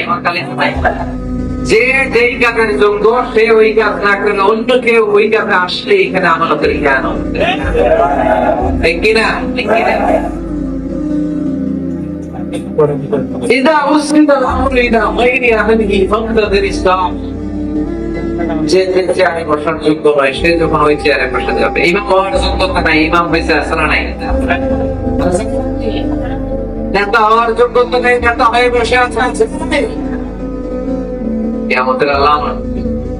নেতাকে সবচেয়ে বড় আমানতদার হতে হয়। আমানতদার না হলে তিনি নেতা হতে পারে। 5 নম্বর পয়েন্টটা ক্লিয়ার? এখানেই শেষ করে দেয় নাকি? আরো 5টা শুনতে আরো 5-10 মিনিট লাগবে। হ্যাঁ, শেষ করে দিব? শুনবে সবাই? শুনবে? 6 নম্বর নেতৃত্বের গুণাবলী হচ্ছে গুড ইন্টারাকশন উইথ ফলোয়ার। ফলোয়ারের সাথে গুড ইন্টারাকশন লাগবে। যারা কর্মী তাদের পালস বুঝতে হবে। জনগণের পালস না বুঝলে উনি নেতা হতে পারে না। জোরে বলেন ঠিক কিনা? নেতা তার মন করা সব সিদ্ধান্ত নিতে পারে? কথা কন না কেন? নেতা তার অনুসারীদের, তার ফলোয়ারদের, তার কর্মীদের সাজেশন অনুযায়ী চলতে হবে, ঠিক কিনা? আল্লাহ হাবিব সাল্লাল্লাহু আলাইহি ওয়াসাল্লাম তাই করতেন। ওনার অনুসারীদের কথা শুনতেন, সব সময় সাহাবাদের সাথে পরামর্শ করে কাজ করতেন। বদর ময়দানে আল্লাহ হাবিব সাল্লাল্লাহু আলাইহি ওয়াসাল্লাম 313 জন সাহাবাকে নিয়ে একটা জায়গায় তাঁবু গাড়লেন। বললেন এখানেই তাঁবু গাড়লেন। বাবা ইবনে মুযিব রাদিয়াল্লাহু তাআলা আনহু বললেন, ইয়া রাসূলুল্লাহ মানসিলা আনসাবাহু আল্লাহ লাইসা লানা আন নাতাকাদ্দামা মিনহু আও নাতাআখার। নবী এই যে বদরের এইখানে যে আপনি তাঁবু গাড়তে বললেন, এটা কি আপনার ইচ্ছায় না আল্লাহর ইচ্ছায়? যদি আল্লাহর ইচ্ছায় হয় তাহলে তো এটা চেঞ্জ করা যাবে, আর যদি আপনার ইচ্ছা হয় তাহলে আমার কথা সুবহানাল্লাহ পড়বেন না? আল্লাহর নবী বললেন এটা আল্লাহর ইচ্ছায় না, এটা আমার ইচ্ছায়। সাইয়েদনা আব্দুল্লাহ ইবনে মুনযির রাদিয়াল্লাহু তাআলা আনহু বলেন, নবী তাহলে এই জায়গায় তাঁবু গাড়া ঠিক হবে না। বিশ্ব নবী বললেন, কেন? আব্বা বলেন, ইয়া রাসূলুল্লাহ এখানে যদি আমরা বদরের যুদ্ধের জন্য তাঁবু গাড়ি আমরা পানি না খেয়ে মারা যাবো। এখানে নয় গো নবী, ওখানে দেখা যায়, ওখানে তাবু গাড়লে কুয়ার পানি আমরা খাবো। আবার দুই দিকে সুন্দর উপত্যকা, বৃষ্টি হলে পানি জমলে আমরা হাউস পানি, ওই পানি আমরা ব্যবহার করবো। পানি খেয়ে না এনার্জি পাবো, আর কাফের বাচ্চাগুলো না খেয়ে তৃষ্ণার অভাবে মারা যাবে। জোরে বলেন ঠিক না? বিশ্বনবী অবাক হলেন, তাদের intellectual idea নেই। আল্লাহ নবী সাল্লাল্লাহু আলাইহি ওয়াসাল্লাম বলেন, যেটা বলেছে সেটাই আমার কথা। এখান থেকে তাবু উঠাও, ওইখানে যে তাবু গাড়ো যেখানে আমার আব্বা দিক নির্দেশনা দিয়েছে। পড়েন সুবহানাল্লাহ। কোনো গোরামি আছে? আওয়াজ করবেন? তাহলে নেতাকে the leader should revise the issue. It should accommodate all the suggestions come from his follower. The follower কি পরামর্শ দেয়, কি ধরনের সাজেশন দেয়, এটা যিনি লিডার, আমার প্ল্যান করতে পারছে না নেই। নেতার সাথে কোয়ালিটি হচ্ছে কনফ্লিক্ট রিজলভিং অ্যাবিলিটি। নেতাকে বিরোধ নিষ্পত্তি করা যোগ্যতা থাকতে হবে। মারামারি লাগলে ওটা থামাইতে জানতে হবে। নেতা যদি মারামারি দেখে ভয় পায়, নেতা হতে পারবেন? কথা বলেন। নেতার কাজ হচ্ছে রক্তক্ষয়ী যুদ্ধকে থামিয়ে সেখানে শান্তির সমীরণ বইয়ে দিবে। তিনি আমাদের নেতা, ঠিক কিনা? আল্লাহ হাবিব সাল্লাল্লাহু বয়স কত? 35। বয়স কত? মজার একটা ঘটনা, খেয়াল করে শুনবেন। বয়স কত? 35। হবে আবার কর্নার আবলুল হাজারিল আসওয়াদ, যেখানে হাজারে আসওয়াদ পাথর থাকে, ওইটাকে সরানো হয়েছে। এখন কাবা ঘরের নির্মাণ শেষ। হাজারে আসওয়াদ পাথর দিয়ে এটার কর্নারের মধ্যে সেট করা হবে। কিন্তু কে রাখবে? কারণ হাজারে আসওয়াদ তো জান্নাতের পাথর না, জান্নাতি পাথর। কিয়ামতের দিনে এই পাথরের ভেতরে আল্লাহ একটা জিহ্বা দিবে, দুইটা চোখ দিবে। এই পাথর বলবে, আল্লাহ এই লোকগুলো আমার চুমু দিয়েছিল, এর উসিলায় আজকে তুমি তার জান্নাতে ঢুকাই দাও। এটা অনেক সম্মানিত পাথর। এই পাথরকে বহন করাটাও সম্মানিত। চার দলের চার নেতা বলে সম্মান আমরা হাতছাড়া করতে চাইনি। কেউ এই পাথরে হাত দিতে পারবে না। এক নেতা কয়, আমি নিয়ে এটা কাপা করে রাখ। নেতা বলেন, এই পাথর আমি অন্য কাউরে দেবো না, এটা অনেক সম্মানের, অনেক প্রেস্টিজি আছে, আমি এই পাথরটা হাতে নিয়ে কাপা করে রাখবো। তৃতীয় নেতা বলে, না, রক্তের গঙ্গা বইয়ে দেবো, কিন্তু এই পাথর কাউরে দেব না। চতুর্থ নেতা বলে, না, আমি নেবো। গিলে আসে না নাই? পাথর কয়টা? কিভাবে এই সম্মানিত পাথর দিয়ে সেট করবে? কেউ মীমাংসায় যেতে পারে না। এক মুরব্বী বলে, থাক আজকের জন্য এখানেই, সবার মুলতবি। আগামী দিনে এই মসজিদুল হারামের দরজা দিয়ে প্রথম যে ঢুকবে সে সিদ্ধান্ত নেবে। আল্লাহর মেহেরবানি, এর পরের দিন এই পথ দিয়ে ছুটে এসেছে বিশ্বনবী মুহাম্মদ। সুবহানাল্লাহ পড়বেন না? এরা বলতে দিলে দুলে নুরানি তনুকে আসে হায়, সারা দুনিয়ার হেরে মেরে পর্দা খুলে খুলে যায়। সে যে আমার কমলিওয়ালা তার ভাবে রাঙা পায়ের তলে, পর্বত জঙ্গল টলো বালু টলে, খুরমা খেজুর বাদাম জাফরানি ফুল ঝরে ঝরে আমার কমলিওয়ালা। এরা হইলে খেলে দোলে নুরানি তনুকে আসে হায়, সারা দুনিয়ার হেরে হেরে পর্দা খুলে খুলে যায়। সে যে আমার কমলিওয়ালা, সে যে আমার কমলিওয়ালা।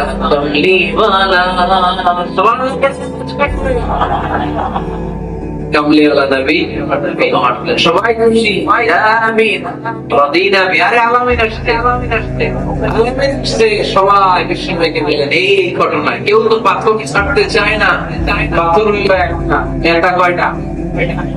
এখন কে পাথর দিয়ে রাখবে, বানাবে? আল্লাহর হাবিব সাল্লাল্লাহু আলাইহি ওয়াসাল্লাম বললেন, একটা কাপড় দিয়ে আমি এখনই সলিউশন করে দিচ্ছি। সুবহানাল্লাহ। কাপড় নিয়ে আসো, বিশ্বনবী বললেন কই পাথর? সবাই বলল এই পাথর। আল্লাহর হাবিব সাল্লাল্লাহু মোবারক হাত দিয়ে পাথরটা তুললেন। জান্নাতারে বললেন, ও জান্নাতা, কাপড়ের 4 কর্নারে তোমরা ধরো। জান্নাতা কাপড়ের 4 কর্নারের মধ্যে ধরো। বিশ্বনবী নিজ হাতে পাথরটা নিয়ে কাপড়ের মাঝখানে রেখে দিলেন। এবার বিশ্বনবী আগে আগে যায়, জান্নাতারে বললেন, 4 কর্নারে ধরে পাথরটা নিয়ে আমার পেছনে পেছনে আসো। আমার কাছে যে বিশ্বনবী আবার নিজ হাতে পাথরটা তুললেন, আবার নিজ হাতে কাপড়ের ভেতরে রেখে দিলেন। পড়েন সুবহানাল্লাহ। সম্মান আসলে জান্নাতের দিকে যায়, দিকে সম্মান গিয়েছে বিশ্বনবীর দিকে। এতক্ষণ কাউরে দিবে না, এখন কেউই ধরতে পারে নাই, তারপরেও খুশি, তারপরেও খুশি। সুবহানাল্লাহ বলবেন না? প্রথমে যে হাজের আসল পাথর করছে কে? বিশ্বনবী। কাপড়ে রাখছে কে? বিশ্বনবী। আবার কাপড় থেকে উঠিয়ে হাজের আসলের পাথরটারে কাবার ভেতরে ঢুকাইছে কে? সুবহানাল্লাহ বলবেন না? বিশ্বনবীর হাতে সব স্টেপটা গেল বিশ্বনবীর হাতে। জান্নাতে কাপড়ের কিনারা ধইরাই খুশি, এইটাই বলে নেতৃত্বের গুণাবলী। চিল্লায় বলো ঠিক কিনা? কনফ্লিক্ট রিজলভিং এবিলিটি, বিরোধ নিষ্পত্তি করার কোয়ালিটি থাকা চাই, তবেই তিনি নেতা। কি কারিশমা দেখছেন? What a charismatic leader. এতক্ষণ বক্তব্য দিয়ে দিবে, কাউরে দিবে না পাথর। এখন কেউই ধরতে পারে নাই, কিন্তু স্লোগান লিখছে জিন্দাবাদ, জিন্দাবাদ। আসরা নাই, নেতা হইলে এরকম নেতা হইতে হবে। মদিনাতে আউস আর খাজরাজ গোত্রের যুদ্ধ 120 বছরে কেউ থামাতে পারে। রক্ত হয়ে আল্লাহ হাবিব সাল্লাল্লাহু আলাইহি ওয়াসাল্লাম মদিনায় এসে 7 দিনের ব্যবধানে 20 বছরের যুদ্ধ থামাইয়া দিলেন। সাথে এই গোত্রের বিয়ে নাই, এই গোত্রের লোকের সাথে এই গোত্রের কোন অর্থনৈতিক লেনদেন নাই। বিশ্বনবী যখন আউস খাজরাজের যুদ্ধ থামিয়ে দিলেন, মদিনাতে আনন্দের ঘুম পড়ে গেল। উৎসবের ঘুম পড়ে গেল। সব ভাই ভাই নেতা হইলে এরকম নেতা হইতে হবে। কোন মারামারি থাকতে পারবে না, সমানে চিল্লা এখন ঠিক কিনা? নেতা আসলেই সমাধান। নেতা আসলে সহিহ বুখারীতে একটা কিতাব আছে, কিতাব মীমাংসার একটা বাব আছে, বাব কওলিল ইমামি লিআসহাবিহি ইযহাবু বিনা নুসলিহ বাইনাহুম। ইমাম সাহেবের এই কথা যে আমাদেরকে নিয়ে চলো, আমরা মিলে গেল, এটা আল্লাহর রাসূলের একটা বিখ্যাত ডায়ালগ। কি খেয়াল করে শুনে, যুদ্ধ মারামারি আর ঝগড়া শুনলেই আল্লাহ রাসূল সাল্লাল্লাহু আলাইহি ওয়াসাল্লাম বলতেন ইযহাবু বিনা তুসলিহ বাইনাহুম, মানে অনেক কাম করে নিয়ে যাও, মিলে দেব। সুবহানাল্লাহ। মারামারি দেখলে বিশ্বনবী মিলায় দিতেন। আল্লাহ হাবিব সাল্লাল্লাহু আলাইহি ওয়াসাল্লাম বলতেন ওয়ালা মুখবিরুকুম বিআফদালি দারাজাতিন মিনাস সালাতি ওয়াস সিয়ামি ওয়ান নুসুক। রোজা, নামাজ, সালাতের চেয়ে বড় একটা সওয়াবের কাজ আছে, ওটা কি আমি তোমাদের বলবো না? সাহাবারা বললেন সেটা আবার কি? বিশ্বনবী বললেন ইসলাহু যাতিল বাইন। দুইজন ঝগড়া করতেছে, তুমি ঝগড়া না লাগায় দিয়া মিলাই দিবা, এর চেয়ে ভালো কাজ হয় না। ধরে ঠিক কিনা? সবচেয়ে শ্রেষ্ঠ কাজ নোয়াখালীতে আগে আপনারা কি দিয়ে দিবা? দিদায় অনেকের জায়গায় তেল জ্বলতেছে কি আগুন নিবানোর জন্য ডালবেন কি? অনেকে ডালে কি?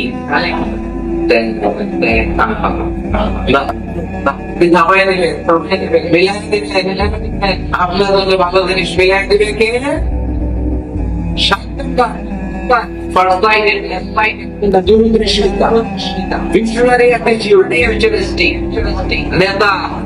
অনেক দূর দেখতে পায়, তিনি দূরদর্শী। কর্মী যত দূর দেখে, নেতাও যদি তত দূর দেখে, দেশ চলবে। কথা বলে কর্মী যদি দেখে 500 মিটার, নেতার দেখতে হবে কয় মিটার? 1000 মিটার। কর্মী যদি দেখতে পায় 1000 মিটার, নেতার দেখতে হবে কয় হাজার মিটার? 2000 মিটার। কারণ নেতা হবে ফিউচারিস্টিক, ভিশনারি, স্বপ্নবাজ, স্বপ্নচারী।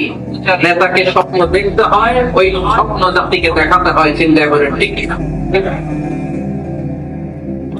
স্বপ্নের সমান বড়। আপনি কত বড় আপনার স্বপ্নে শুনলে বোঝা যাবে। স্বপ্ন সেটা না, যেটা মানুষ ঘুমিয়ে ঘুমিয়ে দেখে, স্বপ্ন সেটা যেটা অর্জনের আকাঙ্ক্ষা মানুষকে ঘুমাতে দেয় না। আল্লাহ হাবিব সাল্লাল্লাহু স্বপ্ন দেখিয়েছেন সাহাবাদেরকে। বিশ্ববিজয়ের স্বপ্ন, স্বপ্ন ইসলামকে বিজয়ী শক্তি হিসেবে দেখার স্বপ্ন, চিন্তা করেন ঠিক কিনা? আল্লাহ হাবিব বললেন ইন্নাল্লাহা জাওয়ানি আল আরদা فرأيت مشارقها ومغاربها। আল্লাহ তাআলা গোটা বিশ্বটাকে ছোট্ট করে আমার সামনে দেখিয়েছে। আমি ফুটবলের সাইডের এই পৃথিবীর প্রাচ্য পাশ্চাত্য ডানে বাঁয়ে সামনে পেছনে সবটাই দেখেছি। যত দূর আল্লাহ আমারে দেখিয়েছে তত জায়গায় লাখ লাখার পতাকা পতন করে একদিন উড়বে। কোন একদিন এদেশের আকাশে কালিমার পতাকা উড়বে। সেদিন সবাই খোদাই